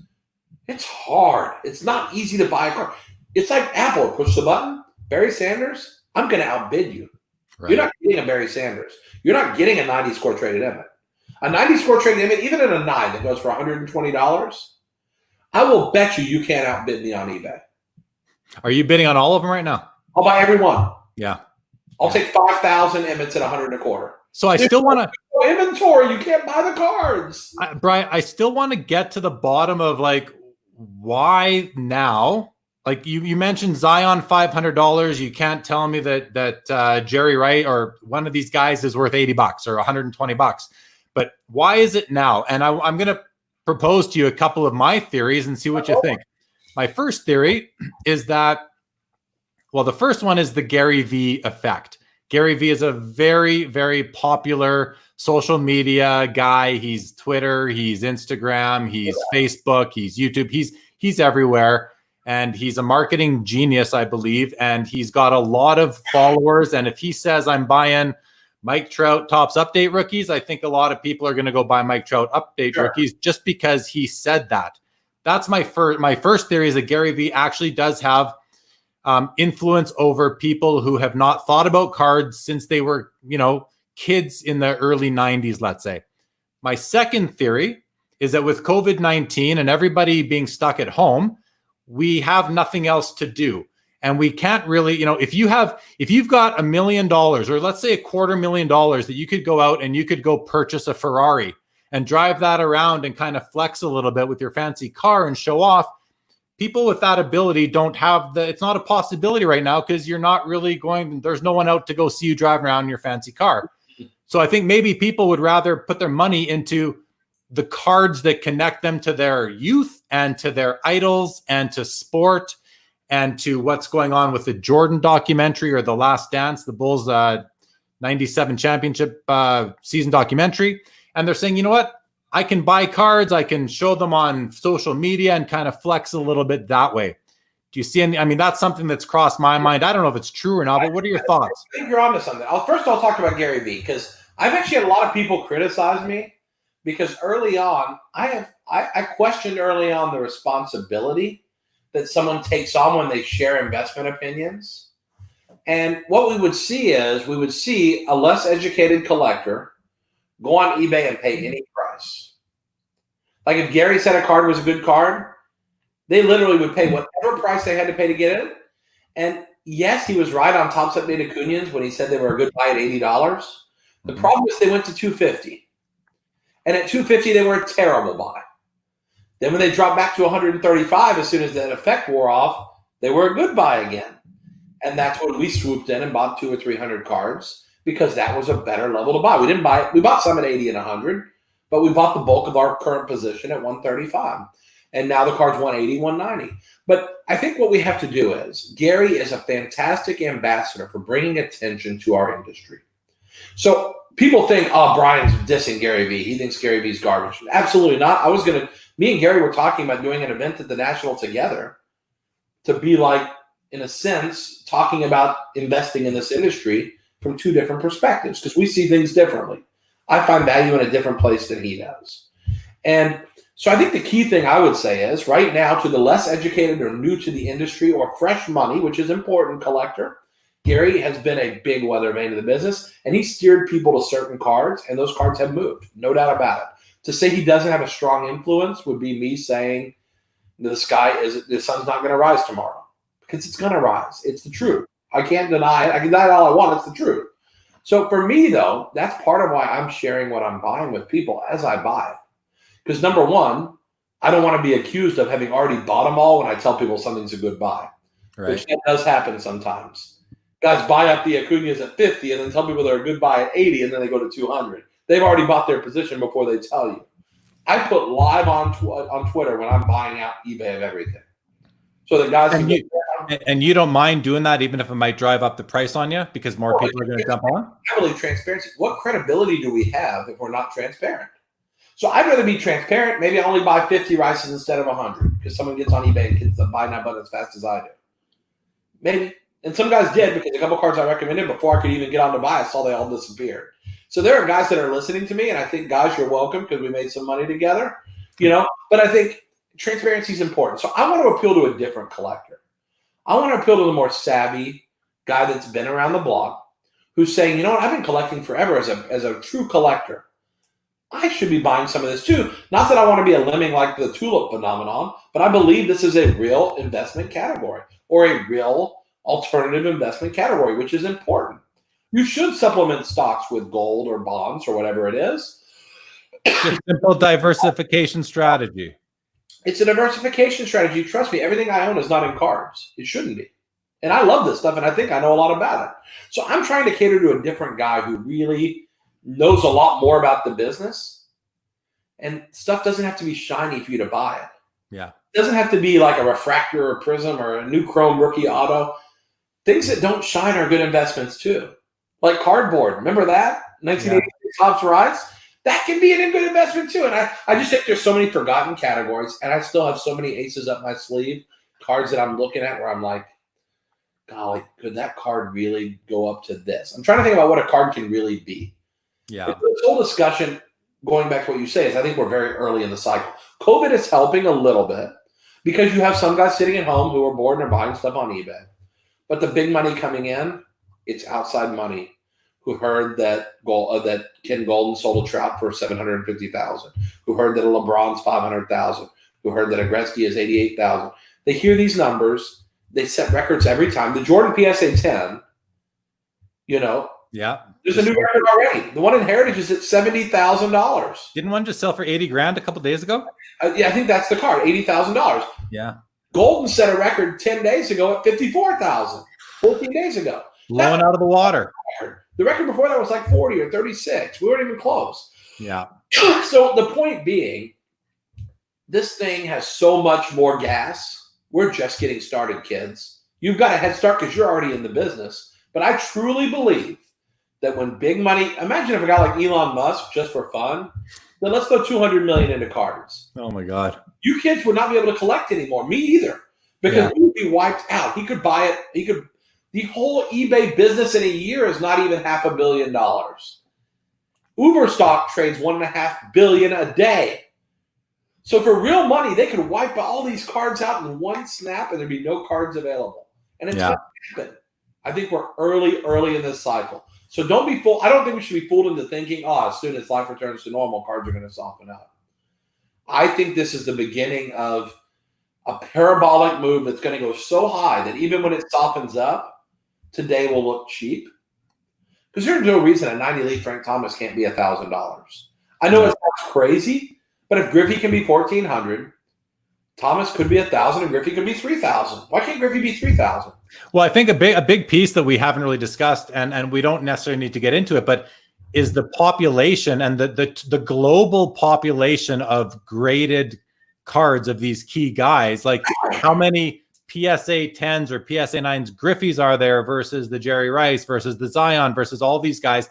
And does there come a point where the population gets so high that there is enough to satisfy the demand? Because I think a lot of people are actually stockpiling, like yourself, multiple copies of the same card. How many copies of a card do people really want at the end of the day? Because even the investors at the end of the day, I believe they need collectors to sell these to, because how does the value keep on going up if the investors aren't, if the collectors aren't eventually putting them in their personal and permanent collections? Well, I'll say the $1 million I've spent in the last 5 days, a lot of people made a lot of money who invested in those 6 weeks, 8 weeks, 10 weeks, 2 years, whatever they bought ago.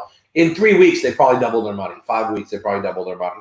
So there's going to be guys like me that I intend to provide liquidity for the next 6 to 12 months, unless COVID goes horribly south and scares me out of thinking that the world's ever going to be better. As long as the world's going to be better someday, cards are an excellent place to be, because I think there's emotion attached to them that there is more than Uber.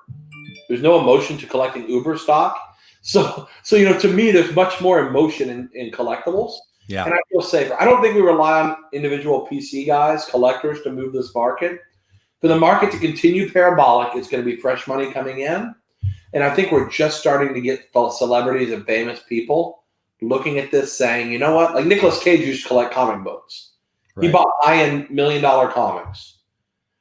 I think some guys are starting to say, this is kind of cool. Yeah. Cards are cool. Look, it was on NBC last night. They had a thing about the $50,000 Jordan, now $80,000 Jordan. Darren Rebell's tweeting about it. Keith Olbermann talks about it. This guy talks about it. Cards have been in the news a lot for 5 years now, starting with the Strasbourg Superfractor in 2010. Oh, remember that. We've had card after card after card that has made the mainstream news. Yeah. And every so often it's going to be a funny card. Like we're announcing a fun card this week that's going to be blow your mind fun. It's not an investment. It may be an investment, but I don't think it's an investment. But it's so cool, it will be on the evening news. Yeah. It's that kind of card that will get covered by Extra or someone like that.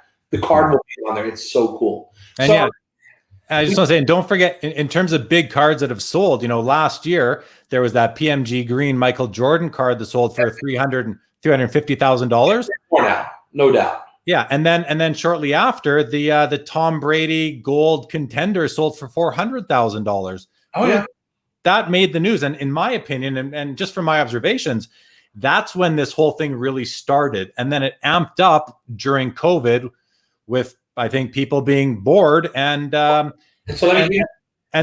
documentary. And let me give you. You talked about that Brady just now sold for $400,000. I just bought a regular Contenders Brady BGS 8.5. And I paid $14,000. Is there any reason to believe that card couldn't be $25,000? That's totally possible. Just a matter of time. Totally possible for that card to be $25,000. It's like, I can almost guarantee. I don't want to guarantee anything, but you can almost guarantee it. I had to buy the card for $14,000 because it is an excellent buy at $14,000. Yeah, yeah. It can be 25. And that's what I'm looking at is what can a card be? But you're talking about populations. My number one buy card right now is the Acuna Topps Update. It's $175 to $180. PSA 10s, the population is over 20,000. There are over 20,000 PSA 10s. That's a lot. Doesn't matter. Doesn't matter. Because guys who are buying it are not buying one at a time. They're buying 20 at a time. That 20,000 will be gone before you know it. If that card's not $400 12 months from now, I'll eat my shoe. That card is going to be $400 if they ever play baseball again. Yeah. We saw it with Trout. How many times do you have to see the same movie over and over before you say, hey, I've seen this one? He's not going to be $3,000 like Trout is now. It's $3,000 now. That card is $3,000 as of yesterday. One sold for last night. So how can Acuna not be $400? He's the second most exciting player in the game. And he can't be 1/7 the price. He can only be 1/14. You're out of your mind. Yeah. That card is $400. I know it.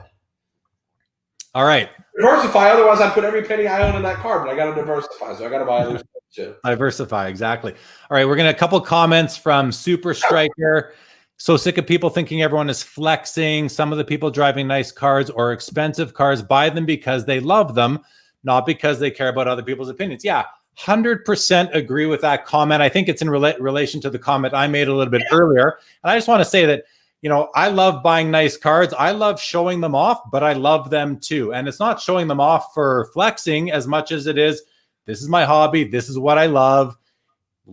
Hate it or love it, I don't really care. I'm gonna do what I'm gonna do, and that's fine. And same with people with nice cars. Anything that you like nice watches, you like nice cars, please enjoy them, drive them, wear them. I don't think everyone thinks that that's just flexing, but I think some people do. I'm definitely not one of those that think that. I'm not flexing because otherwise I got to pay the bill. If I'm going to show, no one thinks I'm a hot shot just because I bought a $14,000 Brady. I see 15-year-old kids walking around that can buy those cards now. Yeah, no doubt. There's a kid with like 50 grand in his pocket. He's like 14. I'm like, what bank did he rob? Did he kill his parents? I don't know how he got that money. But there's 10 kids walking around with 50 grand. Yeah. So Super Striker also says, love Dr. Gray. I didn't know you were a doctor, Brian. The other Brian is a doctor. I'm a doctor in the fine art of cards. I'm thinking about starting a card university. Yeah. I'll be like a professor emeritus, doctor honorary, Right on. But you know what? I agree with Super Striker. You are a great guest. I knew you would be. So thank you for being such a great guest, Brian. It's awesome to have you on the show. Nick Cage Autos and Imagine the Sketch Cards. Okay, I'm sorry that I'm not sure what that relates to, but Wayne, great to see you. Thanks for coming by. Those back pages, not for nothing, longtime collectors should have these cards already. I think he's talking about the Griffey, the Emmett Smith, Gary Wright. He's been buying these cards. I know Eric. He's been buying these cards for a long time.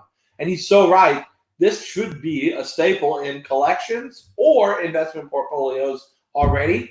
And if you're just coming, good news, it's not too late. You're just a little later to the party, but the train hasn't left the station. So you can be like Eric and buy now. You just missed a little bit of the fun. Lots of parties still to go. Right on. The next question, I'm not going to put on the screen. It's too big, but Troy wants to know if there's a chance of doing a standalone Sopranos release. I love that. And they did a set, like Inkworks did a set back in the day, but they didn't have autographs of Gandolfini, Edie Falco, Jamie Lynn Sigler, and so they didn't have the best people, and it bombed, obviously. Yeah. I think, honestly, once a movie comes out, someone may try to get a license for that.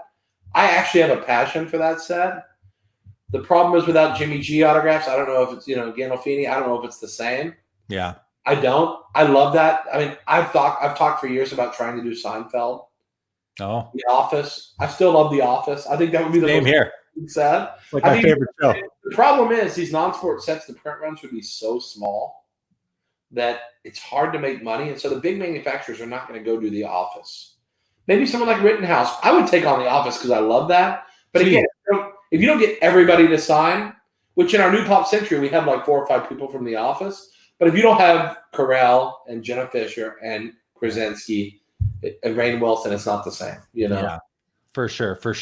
Wayne wants to say, so when Gary V all get out, what happens? Well, maybe they don't get out. I mean, I'm a lifer. I think Gary's actually a lifer as well. He was a collector as a kid, took some years off, and now he's back in. I don't see him getting out of it. Well, I think the money that he's bringing in, he does take hiatuses. Like around the National, he seems to be super duper active. And then he'll go quiet for 3 months and talk about wine. And then he pitches back up for 2 weeks and talks about cards and he disappears again. The fact is, the money moving this market is not just Gary Vee. If you believe that, keep believing that. Because then when he goes away, we'll be cleaning up while you're selling. I believe the money coming in is because people have seen this stuff on television. You can look at the numbers on paper. They're not a lie. Cards are going up. Yeah. They may not go up forever. But you know what? This is not the Gary Vee effect. Gary Vee is a piece of a big, intricate puzzle that explains something that's very hard to explain. And the way cards have shot up in the last year, it's hard to explain. It really is hard to convince someone who doesn't already believe that it's true. And Gary Vee alone can't do that. It's the money. The money doesn't lie. No. When the money pours in, it's real while the money's pouring in. And when the money starts coming out, you'll see that, and it's time to sell then. And then someone like me will be waiting at the bottom for you to panic and sell, and then we'll start this all over again. And we'll have it is. It is cyclical, right? I mean, we saw a big bump in 2006 across all vintage for the most part. We see, you know, it's like any market. It's going to have its ebbs and flows. It's going to go up and down, and there's going to be certain events that really cause it to go in one direction or the other. I thought COVID was going to hurt the hobby. It seems to have had the exact opposite effect. And I'm glad I didn't sell anything. I'm usually not a seller of personal collection items, so I'm glad that I didn't start leaning in that direction out of fear of COVID-19 and where the world was going to go. But it's the way any marketplace seems to work. Early vintage run when Clementes and Koufaxes made their epic move. Yeah, it came back down. Yes, vintage could never go down, and it actually went down. But that was a buying opportunity. Yeah. And I found generally fear is my best friend, because when others are scared, that's when I can zig while everyone else zags. Yeah. And that's the whole thing. You go with everybody else. So even now when everybody's buying, you might say that I'm just following the leader. Everyone's buying, right? That's why I've got to be buying what other people aren't. Go buy your shiny Zions and John Morants and even Connor McDavid's and Austin Matthews and Jack Hughes, whoever you want to buy. Go buy those shiny guys. I'll take 85, 86 Lemieux, 86, 87 Waz, 80, 81 Borks, Messiers, and O-Pee-Chee, 79, 80 Gretzky's, even 72, 3 O-Pee-Chee Drydens. I'll buy those cards. You go buy your shiny crap, and we'll look at the end of the day, and you're going to say, man, how did I not know that Dryden was so underpriced at $200 or $300? Yeah. When Carter Hart or whatever is $100 in a young guy. Are you out of your mind? I know. You know what? PSA 6 Dryden the same price as a Carter Hart young guy. Well, check this out. This is out of here. Here's a random story. I had shown a couple of Bobby Orr rookies for sale a few weeks ago, and I had a guy contact me through Instagram saying, "Are you willing to do a part cash, part trade deal?" I said, "I'll consider any offer." So he sent me an offer with a bunch of Carter Hart cards for a Bobby Orr rookie, like a nice, strong Bobby Orr rookie. And I kind of like, there's no way I'm trading away a blue chip Bobby Orr rookie for a guy who's got 1 or 2 seasons in the NHL. I would never trade away a blue chip vintage piece for a guy who's got a couple of years under his belt and could have his career cut short at any time. So kind of hear what you're saying there. Do you have any cards in your personal collection that are not sort of investment type pieces or that are just there because you love them? I have bought some cards over there that I think are fun cards that I just own for a reason because I love them. Benchwarmer actually did some political cards that I helped come up with the concepts for back when Obama ran for office. And one of the cards had Obama and Hillary in bed together with Bill Clinton looking in from the window outside. Yeah. And it said, "Politics make strange bedfellows." Yeah. And it was so great. And then the other card was John McCain at the podium with Sarah Palin on a stripper pole. And it said, "Campaign finance has never been easier." You know, and it was just a parody. Cards like that are fun. I like those. That's fun. I have the F-face Billy Ripken. That's a great card. Yeah. There's a Nettles, a senior card that said "a-hole" on the back. I have that because I think that's cool. I have, I'm trying to think of some of the other cards I have. I have 95, 96 SP Dennis Rodman. Because if you look at the shadow by his pants, it looks like something's hanging out of the bottom. If oh, gosh. That card, it's just fascinating. You show me, they're like, "Is that really that?" And I've talked to Dennis. It's not. He would be proud if it was. But it was. But it's just so great. So I collect fun cards. Most of my portfolio is investment cards.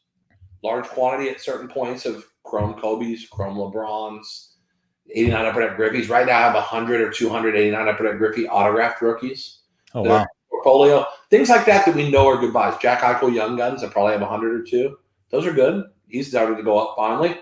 You know, just guys I believe in. So honestly, a lot of my personal stuff is autographed memorabilia that I collect from athletes we've done, or like I got Harrison Ford and I did signings with Carrie Fisher. I have a Heath Ledger Joker photo in my collection. So I've got cool autographs, which is only like 30 of that are real. So, I mean, I love cool stuff, but I'm more of an autograph collector and a card investor. But I like to gamble. I get in breaks and I buy boxes sometimes. I'm a collector in that sense. I've opened boxes. I want to have fun. So I'm a collector like everyone else there, but I focus more on autographs for my long-term. Like, I love showing these to people and telling people about the time I met Harrison Ford, the time I met Carrie Fisher. Yeah. Matt Groening from Simpsons, whatever. And then the card side, I can show them my portfolio and tell them what it's worth, and they jump and they freak out over that. That's different kind of fun. But personally, my love is autographs more than cards. Yeah, right on. All right. The next comment I want to go to first, Super Striker. I see your comment. Thank you very much. All good, my man.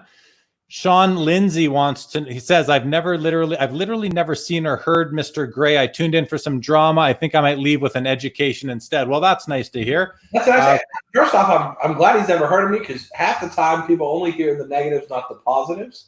Hopefully you've been able to make your own opinion, Sean, and come away from this with, hey, this guy's either a total nut job, or maybe he's been around a long time and knows something. I don't know. But I appreciate that. I mean, again, that's part of my job, though, is helping collectors see things in a way they may not see it right now, and it could enhance this whole experience. Because you don't have to be just a collector or just an investor. There's a whole lot of in between, and I think that makes sense for a lot of people, because most people that collect have discretionary income. Otherwise, they could not collect this category. Yeah. Another comment from Super Strike. He says, Gary loves cards. He has a sick personal collection. I think that's there was a comment that we didn't get on screen before, basically said, what does Gary V prefer? Is he in it for the flip, or is he in it for the hold? Does he love the cards, or does he love flipping for money? And I think the fact, and this isn't about Gary V, but from what I've seen, and I've watched a lot of his content, the guy's passionate about the hobby, like I am, like any of you guys watching are. I think he genuinely loves it, but he also likes the opportunity to invest and make some money while collecting things that he loves. He's got the right idea. He collects certain stuff and he sells certain stuff, and I love what he's doing for the business. Please don't. You know what? And I'm A-okay with what he's doing. I've got no problem with him. I'm happy he's in the hobby and he's as passionate about this as we are. Guess what? If you don't think he knows what he's talking about, whenever his guys start buying up these cards, sell to him.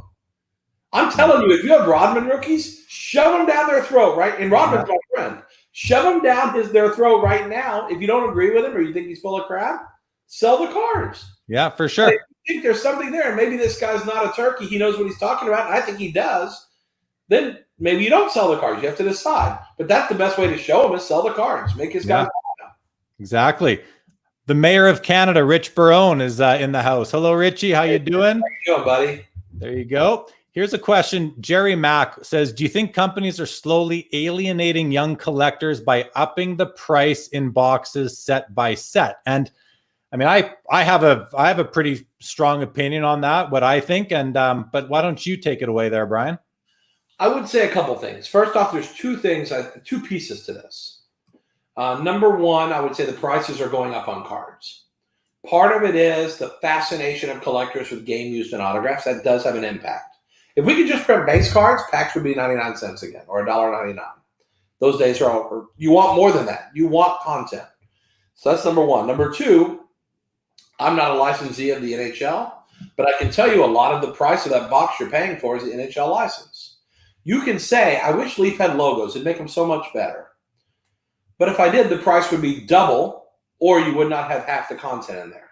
That's why all your rookie autographs, all the autographs in black are rookies pretty much, because those are the cheaper autographs where you can make some money.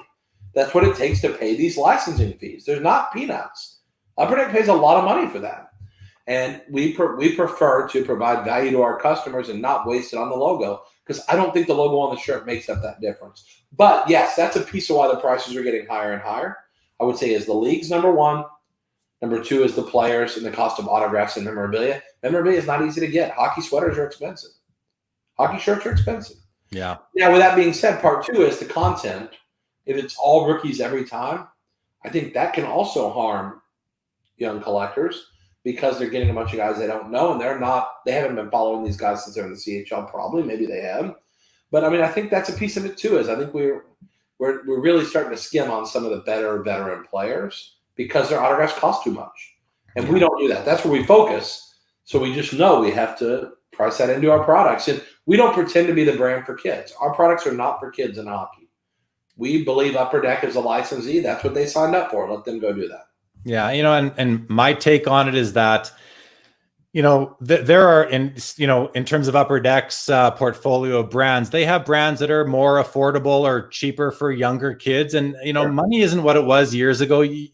We're never going to get back to 50-cent packs or even dollar packs across the board. And the other thing to keep in mind is that the companies that make cards, they're in cards as a primary business. They're not in confections anymore as a primary business. They're not using cards to sell the gum or to sell the chocolate bars or to sell the ice cream.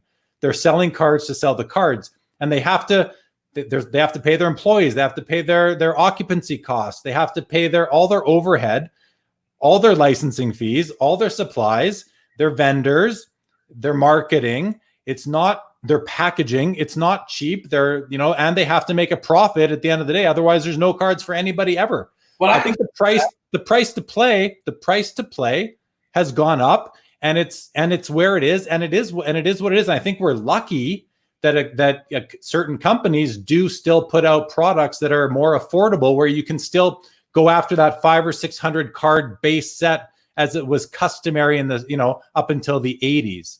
For sure. And I'll tell you, even for a small company like us, we have to make, I will tell you, it is millions of dollars to break even with our expenses. We have millions of dollars of expenses. So if Leaf made $2 million on its products, we would not make money.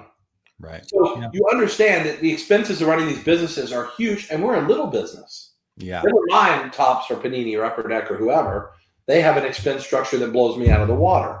But it's expensive to run these businesses. So that's a piece of it too. And it's just, it's the new reality. The great thing is we can teach kids to collect differently. They don't have to open packs. They can do the smart thing and buy the cards they like, or buy the set and instead focus their attention on the content of the sets, not just putting the cards in order, but reading the back of the card, looking at the pictures, learning the players, learning the stats, what position do they play. That's a lost art. Because even kids that open an MVP box, I don't know how many actually read the stats on the back of every card. I hope they do. I hope they read the bios. I hope they, I think that would be a great thing to do. Buy them a set if they can't afford to buy boxes, and because people throw away the base cards half the time anyway, and let them go through the base cards and learn about these players. That's what cards were initially anyway. Yeah, and the funny thing, even if kids are going to get started with a brand like MVP or O-Pee-Chee, it's not going to take long for these kids who are very internet savvy to go online and see that there's actually a whole range of products that are maybe nicer to look at, more fun to collect. And now they're going to start asking their parents for more money. And from what I've seen at card shows, you've got kids walking around with, and I mean, when I say kids, I mean kids in the 10 to 15-year-old range walking around with thousands and thousands of dollars worth of cards in their boxes. Where do they get it from? I have no idea, but there's a lot of kids with a lot of money, and they're not interested, I don't think, in the base cards. Not to say that there aren't people that are. There's a lot of people that don't have thousands of dollars in their pockets, and they want to play in this hobby too. And we want them to be in the hobby because one day they will be, they're lifers. The more lifers, the better. And I think that a lot of these younger people that have the money, unfortunately, they're not buying up the MVPs and the O-Pee-Chees. They're buying up the cups and the SBAs and the ultimates and all that stuff. Everything's gotten more expensive in life, though, too. It's like video games. The price of playing has gone up. Exactly. The cost of youth sports. When I was a baseball player, we paid $120 for a whole season. Now for my daughter's club volleyball, it's $5K plus travel and all that stuff, plus private lessons. It's $10K a year to do volleyball. I paid $120 for a whole season of baseball. So the world's changed. So everything, you just have to keep that in perspective and find how you collect, or whatever you do, whether it's collect, invest, whatever. How do you fit into the infrastructure that's real? Because if we were back to 99-cent packs, there would be no manufacturers. That's right. And you know what? We couldn't do it. At the end of the day, in this hobby, one of the things I love to say when I'm set up at a show and a collector comes by or an investor, whoever, and we start chatting, the thing I'm most interested in is how do they approach the hobby? What's their angle? What are they doing here? What are they collecting? At the end of the day, there is something for everybody in this hobby. There just is at all price points. So the fact that people say, oh, the hobby, it's not a hobby anymore. It's not for kids anymore. Well, wrong. It is a hobby still. It's a hobby maybe more geared towards adults, but what's so bad about that? We're entitled to have hobbies too. And, and there is still stuff out there for kids. So I don't ever buy that whole. We all want it all. We all want everything. We want autographs for our game. Everything for 99 cents a pack. We're collectors, and there's more kids in the hobby than people think. Just from what my observations at shows and trader nights and the big shows, the small shows. There's online, Instagram, tons of youngsters in the hobby, tons of them. Actually, my guest this in 2 Wednesdays from now is a guy who's 21 years old that's basically running a card business out of his house. He's doing online breaks and all this, but this is a guy that's been coming to the expo in Toronto for probably 6 or 7 years since he was 15 years old. And he's grown through the hobby as a 15-year-old to a guy who's 21, running a pretty good business. He's basically built up his stack, his chip stack, if you will, so that now he's playing with big cards. And I don't know his history, but I don't think he inherited millions of dollars. Guess what? I told you in 1987 at New Year's when I bought cards for $88, that was my life savings was $600. I never got money from my parents. I didn't inherit money. Everything I had, I made. And, I built my chip stack the same way as that kid is. Yeah. He probably had more money to start than I did, but he's building his chip stack exactly the same way. And it's been the best thing that's ever happened to me was getting to play this game. It's so fun. Yeah. Best thing ever. Okay, small change in direction here. Barry wants to know, would Leaf ever consider a made-to-order or custom card type program where collectors could actually pay you to make the cards that they want? The problem is the cost of photography and all those things. We would have to charge $500 a card with licensed photography with a unique design. It just doesn't make sense. It really is. And honestly, right now, we can barely keep up with demand outside of the hockey distribution issues that we're currently suffering from because of our litigation. Outside of that, we have so much demand for our products, we can't keep up. And so it's just things like this are the things that go by the wayside, unfortunately, when the hobby goes nuts. If we come down to more of a simmer down time, we might get creative. Or if we did it, we might do it as a very rare insert in a product to make it something truly unique. It's like in the Fanatics All-In Challenge where they're raising money. One of the things was you could be on the Sports Illustrated cover with your favorite player. Oh, wow. So I bought entries into that because I want to be on the cover with Tom Brady. That would be the most amazing thing ever. Yeah. So if we did that, it would be something where we made it such a unique thing where guys like Eli would die to be on a card with Cyclone. Well, can you imagine? That's been done. We got a card together? Brian Price had the made to order hero cards back in the day. And people have themselves on the cards. Pretty cool idea. That's not out there, but you never know. We might surprise people with that now that someone suggested it again. Yeah, that would be pretty popular, I would think. Wayne Fraser says, one of my favorite cards is a Brian Gray inscription from the Summit that says, "I'm the loudest mouth in the industry." I don't think I wrote that, but maybe someone else wrote that for me. Maybe. I've got a few of your inscription cards as well. They're put away. I forgot to bring them out, but you were given them. They were redemptions if you opened up product at one of the shows. It was the National actually in Cleveland. No, in Atlantic City. Someone actually paid me to sit and sign. They actually paid me to do a signing for them to sign those cards because they sold on eBay for good money initially. I don't know what they're worth today, but I know someone we both know sold some for $100 or $80. Yeah, for sure. The Mayor of Canada, Rich Barone, would like to know, will Leaf ever get any licensing? I don't think so, because I think all the licenses from now on are going to stay exclusive forever. I don't believe there will ever be competition in any category. Panini's locked up football for 10 years, so no one's getting that in a long time. Basketball's staying with Panini. Baseball's staying with Topps. The only chance of a turnover is hockey because that's the hardest category. That's the hardest of the four sports I think someone could take that away potentially, but at this point, I think Upper Deck seems to be pretty safe because the PA seems to love them. Yeah. So I don't think any of these licenses are going to come up. We do have some minor licensing like Perfect Game Showcase Baseball, All-American Football, things like that.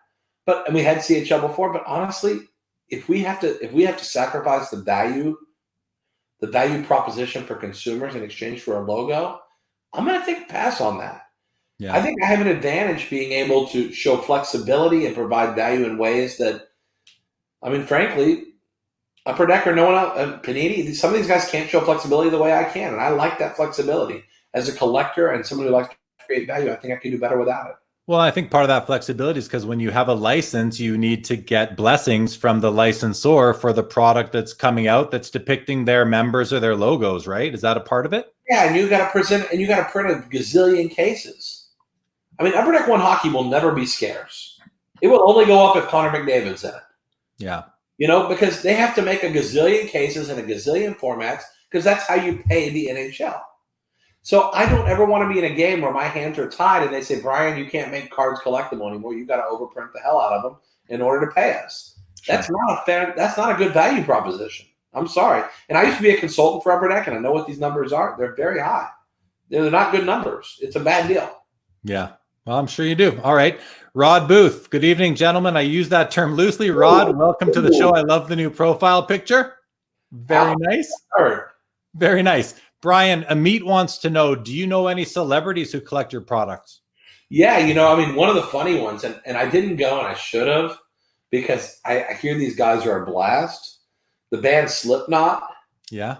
They collect Leaf metal draft baseball. So when they came to town for their concert, metal had just come out, so they bought a case of metal, and they were opening it in like the tour bus. And they were like, man, you should come down and see this. So there's people who do, and I think it's fun. Every so often I'll get an email from a guy, and this is not a big celebrity. I know some bigger celebrities that collect who wouldn't want us to say, but like one guy who used to be a football player, Brandon Stokely, played with Peyton Manning for years. He's a master Ali collector. And we were the only company to make extensive amounts of Ali products. So Stoke would send me emails and say, hey, can you tell me about this? Or what can you tell me about this? Because I'm looking for Ali stuff. So we've had guys all along. But I can tell you there's a major professional baseball guy that will be in the Hall of Fame someday, who may be on television, who collects our stuff heavy. I've seen big cards get sold to big people, but it's cool. A lot of them buy the celebrity-driven products. So I've had celebrities buy their own autographs out of Pop Century, which I think is funny. So yeah, it's cool. It's cool. And it makes you feel good when someone you look up to tells you they collect your stuff. For sure. I remember it was the National, probably in 2013 or 14. I came by, I don't know if it was your booth or someone else was selling your Donald Trump autographs. And I bought one of them for like $50. I sold it a couple of years ago when he had become president for like $1,500. I'm sure they're going for more now. Now, I think, yeah. Were you present for those autographs? We weren't, but our deal with him, I think we paid him like $50 or $70 an autograph, $50, $60 when he was on Apprentice. Yeah. And it was kind of a fun card at the time. And, yeah, it was just a fun idea to do him at the time, but we had no idea this was going to happen. Whatever. Right. You can decide which side of this you're on. But it's just, those are the kind of things that make us, and honestly, Pop Century, there's actually a little curse that goes with it, because every Pop Century set until last year, 3 people in the set had died within 60 days of release. Gosh. And it's so weird because for 5 years, 3 people in the set passed away, and it wasn't always old people. It was like Michael Clark Duncan, or Jeff Conaway, or people like this that were like 50-something, 40-somethings that would just, it was really kind of a curse. I wouldn't tell celebrities about it because I was afraid they wouldn't sign if they knew that people were dropping like flies after they signed for us. Right. But yeah. We probably had a good year last year. Thank God where people didn't die within 30 days. So it was a great thing. Well, to test that, you have to just not run it for a while and see if nobody dies. But that's fine. Right? See, that's the thing. So if we took 2 years off, everyone would have longer, happier lives. Right. There's your control group. A couple of years of that. All right, Sean says, and Sean was my guest on episode number 3, says, for my son, he just loves ripping packs, period. I can't wait for the day for a Leaf brand that will be mid-end for hockey. He goes on to say, kind of like O-Pee-Chee. Well, there you go, Brian. Greg, if you're still listening, there's some more votes for a product similar to that. All right. Just looking at some more of the comments coming through. Here's one. This might be interesting from PLJ. What is the biggest expense for a company like Leaf to produce cards? Besides things like salary and overhead and like building and all that stuff, honestly, the autograph or the mem cost is huge. Okay. For our products, the mem cost is pretty massive because, again, you're talking about things that can't be replaced. And when they do come up for auction, you have to pay any price. Doesn't matter. So every time a stick comes up of a mega player, we're owning that stick, no matter what it takes. Yeah. With products like Lumber King and Stickworks. We're going to own if a sweater comes up of someone incredible, crazy. If it's remotely palatable, we're going to own it. The mem cost is so high. The autograph rates are not cheap. And it's just part of the game. We got to pay for those things. It's a lot. Fair. Sorry, I hit that one by accident. Here's a good one from Chris West. Another question. How much of the cost is needlessly thick cardstock in some sets? That's one thing that, like, when I open new packs from people from other companies, I hate it when the corners have white on them and they're too thick. And if they don't cut them right, if they cut them back to front instead of front to back or whatever, the card will show some edge wear on these color bordered cards, which I hate. You'll notice we try to design a lot of our cards so they grade well. So they actually don't show white on the corners. We'll try to use white, and we try to use softer colors to hide the tiny touches that hit corners occasionally. But I think there is some cost to that. But again, a lot of it's the efficiency. When you're putting patches in cards, all the patches are different sizes. So you've got to account for the thicker swatches, even if it's a thin swatch. And I know I hate it too, because honestly, they don't really fit the binder pages right. Some cards are thicker than others. What do I need? 100 count, 128, 144, 168, 244. They got so many magnetics now. I feel like the old lady who lived in a shoe with so many kids she didn't know what to do. That's what it's like. There's so many dang holders and so many different sizes. So I'm with you. Making cards thick just so you feel like you got double the card for the high price, I think that's a little silly. But our thickness usually depends on the medium or the higher end size of the substrate, whatever's inside. Right. You need room to package the memorabilia. And I think memorabilia to stick out a whole half inch over the card, even though occasionally we have like buttons and things that stick out. Right? Yeah, you need them at times. But we don't crazy.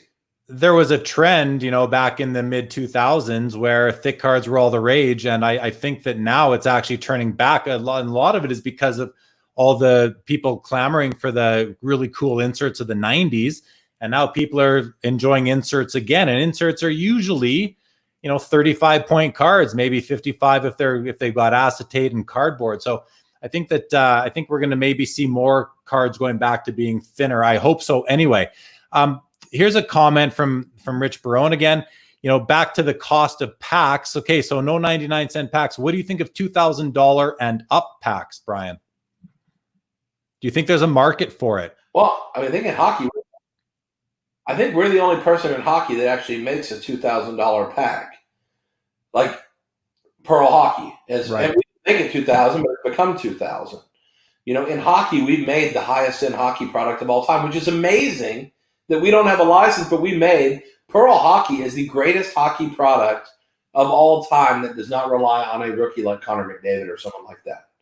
It's the greatest pure hockey product of all time. So. And that's we didn't make it 2,000; it just became 2,000. We charged 1,000 or 1,200 to our dealers, and the demand took it up to these crazy numbers. But you know what? There's a place for it, just like there's a place for $1.99 MVP packs or $2.99, whatever they are these days. Yeah, it's a place for everything. And if collectors quit buying it, we won't make it. But every time I get on the phone with a distributor, they tell me they need more $1,000 packs and less $80 packs. Really? Blows my mind. They want high dollar stuff because that's where the money is in the business. And I know a lot of people like cheap stuff, but it accounts for 5% or less of the sales. All the sales are $100 plus boxes. Yeah, it goes back to the whole thing about the hobby might not be for kids anymore, but there are products there for them. But the driver is not the kid like it was up until the 80s, really. UD1 and 2 hockey are the very tops 1 baseball, Donruss basketball, Donruss football. Those are the 4 exceptions to the entry level. That's what entry level starts for real. And that's the exception to the products that really perform well as entry. Outside of that, no one wants anything less than 100 plus. All right, man. So listen, we're coming up on the 2-hour mark. This time has gone by super fast. But we're machines, you and I. You can't stop us. We're unstoppable. Just like the market. True enough, man. True enough. So listen, I've been made aware that at the Industry Summit, which is an annual event for industry insiders, shop owners, a lot of shop owners attend, and I think it's held by Beckett, and Beckett brings out a lot of the industry people to come and speak to these owners and help them with their shops.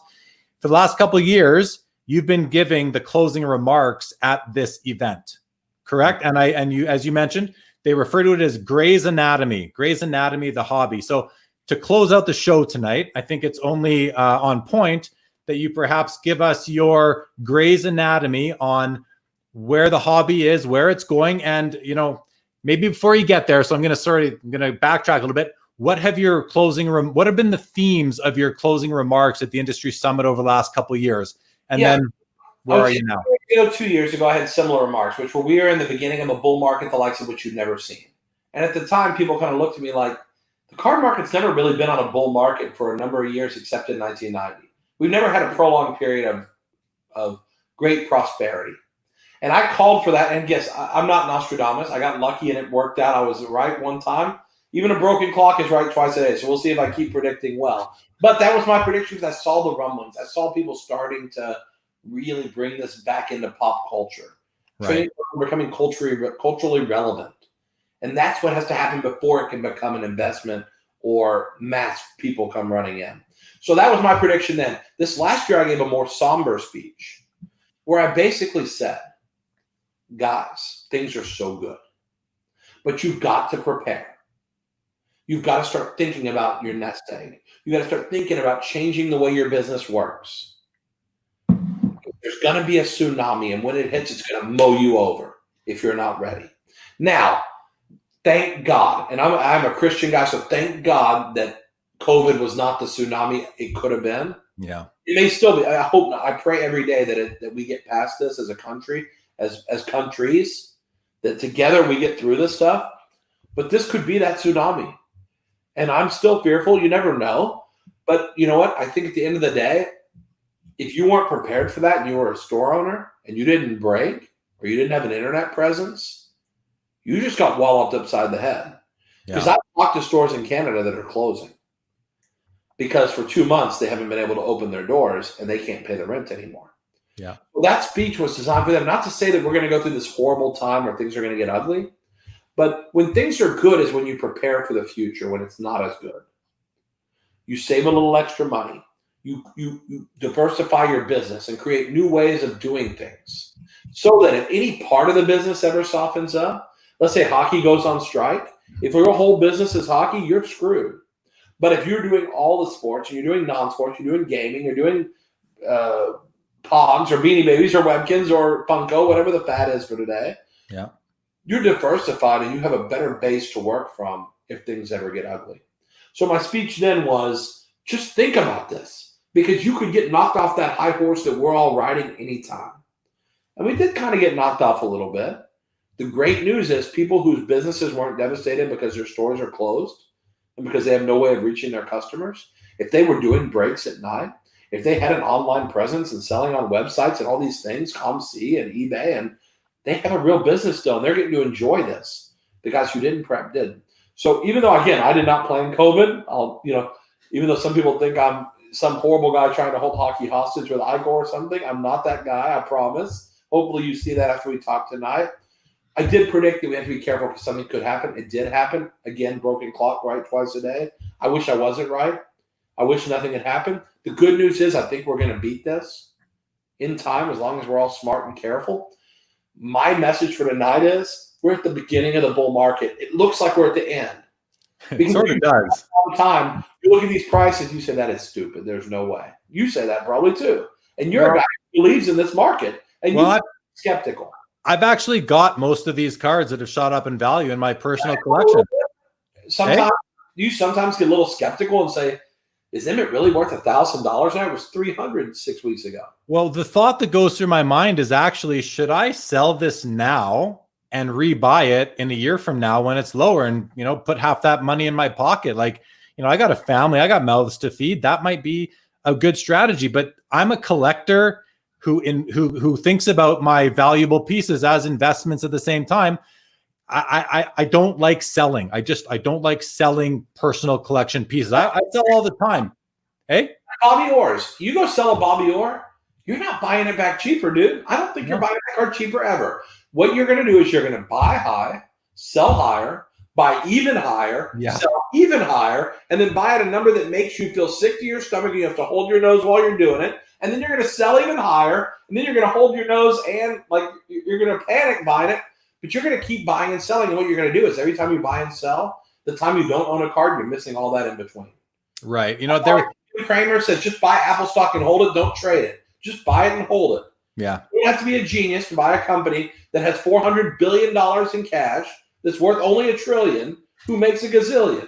You just hold it. Yeah. Every time you sell it, you smack your head and say, I was an idiot. I missed that $30. Yeah. And that's what it is now. And again, yes, cards can come down.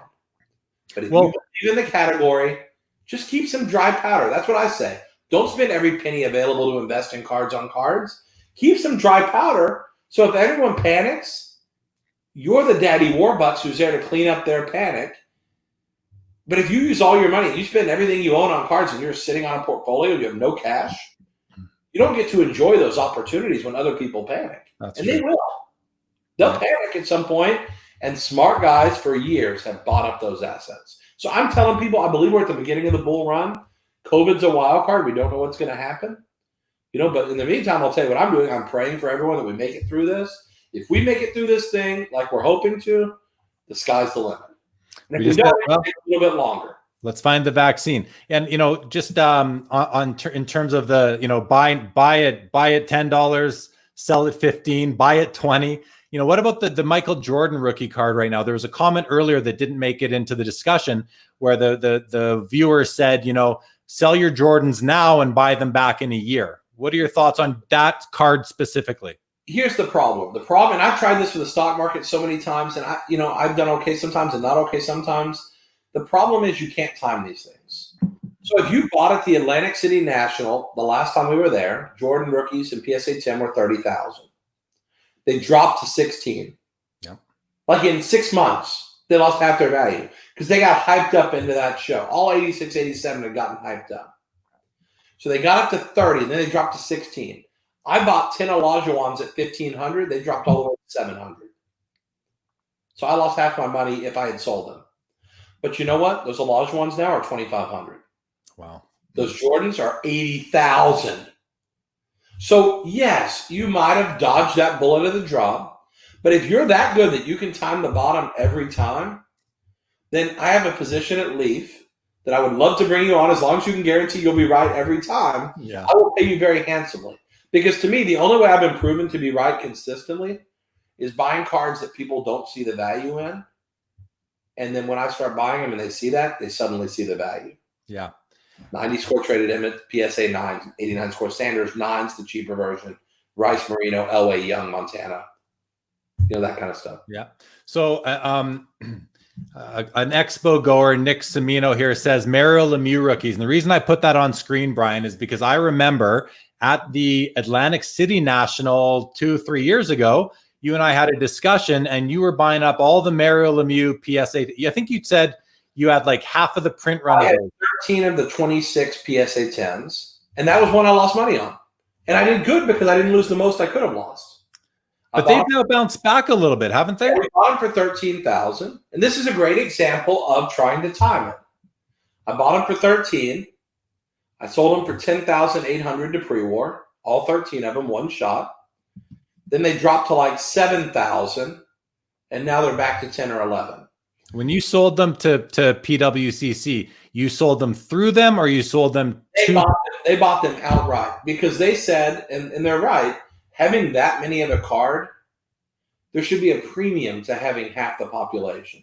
And now, at the time, I didn't agree, but today I agree 100% because I see these investors coming in.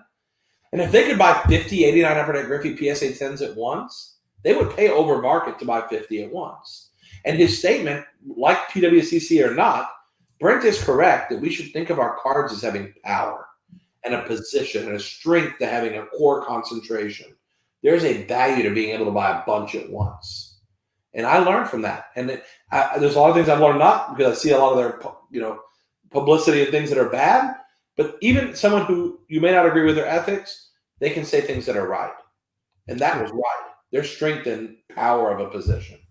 I love Lemieux rookies, by the way. There's no way he should be as cheap as he is compared to Gretzky. It's stupid.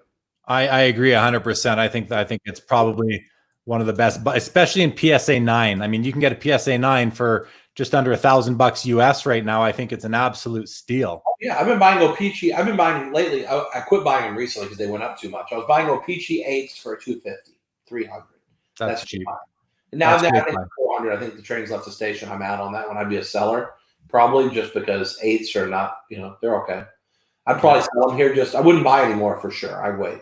All right. There's a question that came up before. I've kind of been pausing on bringing it in because we're over my usual time, but hey, there's no rules here. So Michael Lewis. Anyway, do we even have days anymore? It's like Monday, Tuesday, Monday, Thursday. It's like they don't even go in order anymore. Yeah, no, it's March 73rd today. That's what it is, right? We're okay.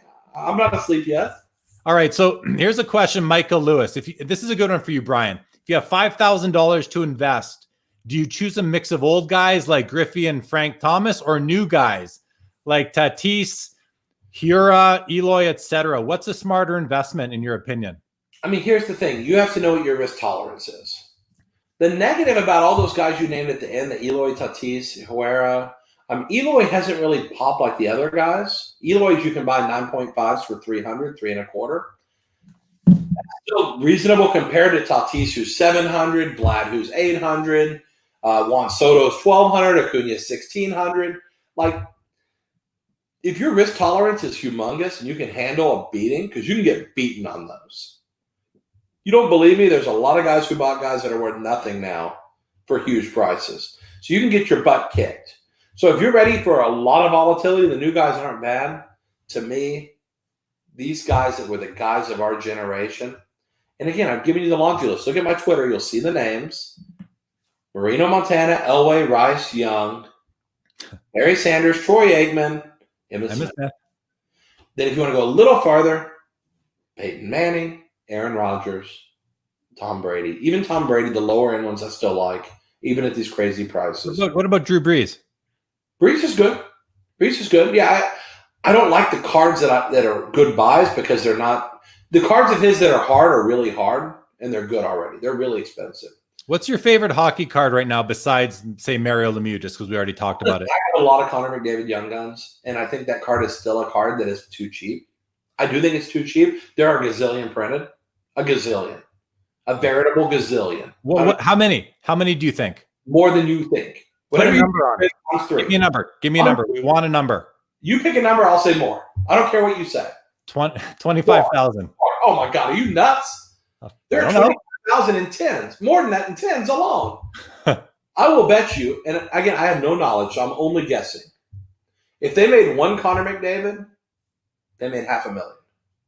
$250,000. Okay. $500,000. Just curious your thoughts on that. That's why they're cheap, because there's a ton of them. Okay. But I think there's value there. There's value in that card, not because it's just McDavid, but because, again, it's a modelist Griffey. That's not my favorite hockey buy, frankly. If I'm buying hockey, I love Lemieux here. Just love him. I think he's exceptional. I think if I'm buying newer young gun type guys, I think Ovechkin's too cheap. He's still half the price of Crosby. He's 70% of the price of Crosby. He's not anymore. He's gone. But I mean, Crosby is like 13. What is a PSA 10? Crosby's 12 or 1,300 maybe. It's doing like 800. Crosby's in the last couple of weeks are doing like between $1,200 and $1,400 for a PSA 10. Ovechkins are doing more. Ovechkins are outselling Crosby's. Okay, honestly, they should be. If he wasn't Russian, they would have already been higher. Probably. But that's a great card. Ovechkin is probably going to end up being the best of this group of guys. Yeah. Okay. Last comment here before my final question. Chris West thinks there's easily over 50,000 McDavid rookies. Okay, fair enough. Brian would say more. 110 pounds. Trust me, there's more than 50,000 Gretzky rookies. There's no chance. Well, I mean, McDavid's way more. Way more. Michael, you are welcome. Thank you for joining the show.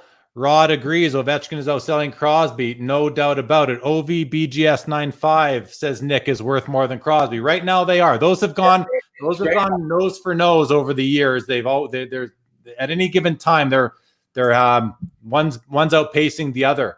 Brian, here's a question from me to you now. What is your preferred slab for your cards? Do you prefer a PSA slab? Do you prefer a Beckett slab, SGC? Where do you stand?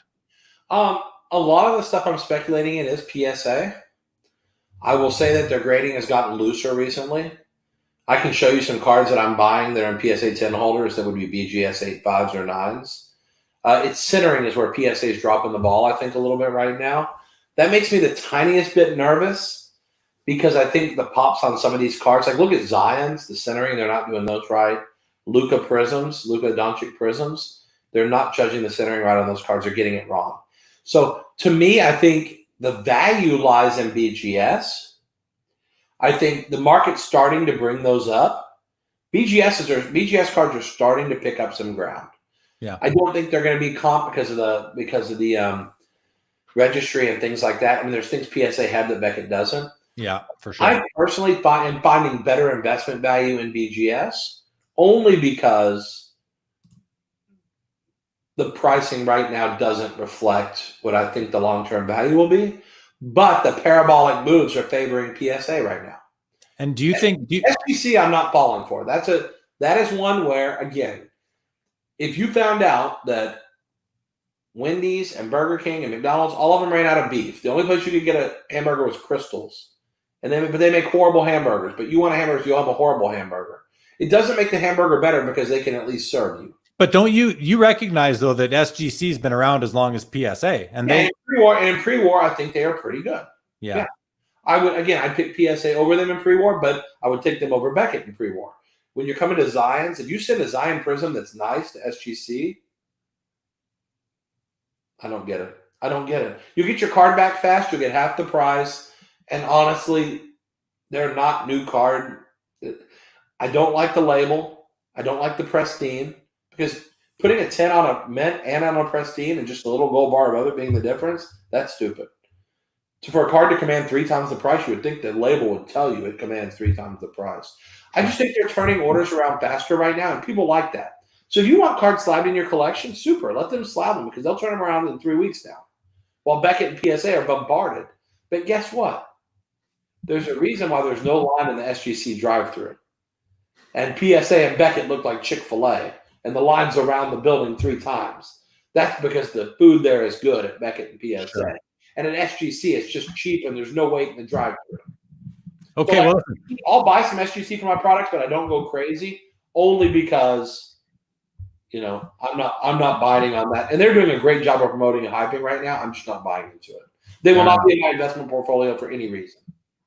Fair enough. Just wanted to know your thoughts on that. It's been a hot topic lately. I thought you'd be a good guy to weigh in. All right. Listen, I think this has been a great show, Brian. Yeah, man. It's been great hanging out with you. Thank you so much for joining me and everyone viewing. We've had great viewership tonight. Thank you, everybody. You can follow Brian right there on his Twitter account. Right down there. You can follow me on Instagram right there. And I'm just going to let you guys all know again what's coming up on the show. So on Wednesday, I've got Barry Grice out of Colorado, longtime passionate collector. Many of you know him. Check it out. It'll be a collector's perspective episode. Then on May 16th, Tim Getch, the owner of ComC, for another Industry Insiders episode. Then the following Wednesday, May 20th, is another collector showcase, followed by Brian Price on May the 23rd. And then we've got on June the 6th is the one that I just booked today. It's an Industry Insiders episode with a good friend of mine who's actually somebody who's I alluded to a bit earlier at the beginning of the show. He's if you've ever watched the TV show Pawn Stars, you've most likely seen him several times on the show. He'll be joining me on June the 6th. We'll leave that at that for now. So a few straggling comments. I'm just not going to really get to them, but they're thank yous, guys. So Michael Lewis, Brett Miles, Al G, everybody, guys. Super Striker. Guys, thanks for watching. Always appreciate your viewership. The feedback's been excellent. The shows are going to keep going. Hopefully past COVID. Brian Gray, it's been a pleasure having you, man. I'll see you in July on here at the very worst. Who knows? Maybe you can squeeze me in July. I hope so. We'll get you back again. We'll get Greg going on here sometime in June or July as well. Thanks again, everybody. We're going to sign off now. Peace out. Brian, we'll see you in the back room. Good night, everybody. Thanks for watching. There.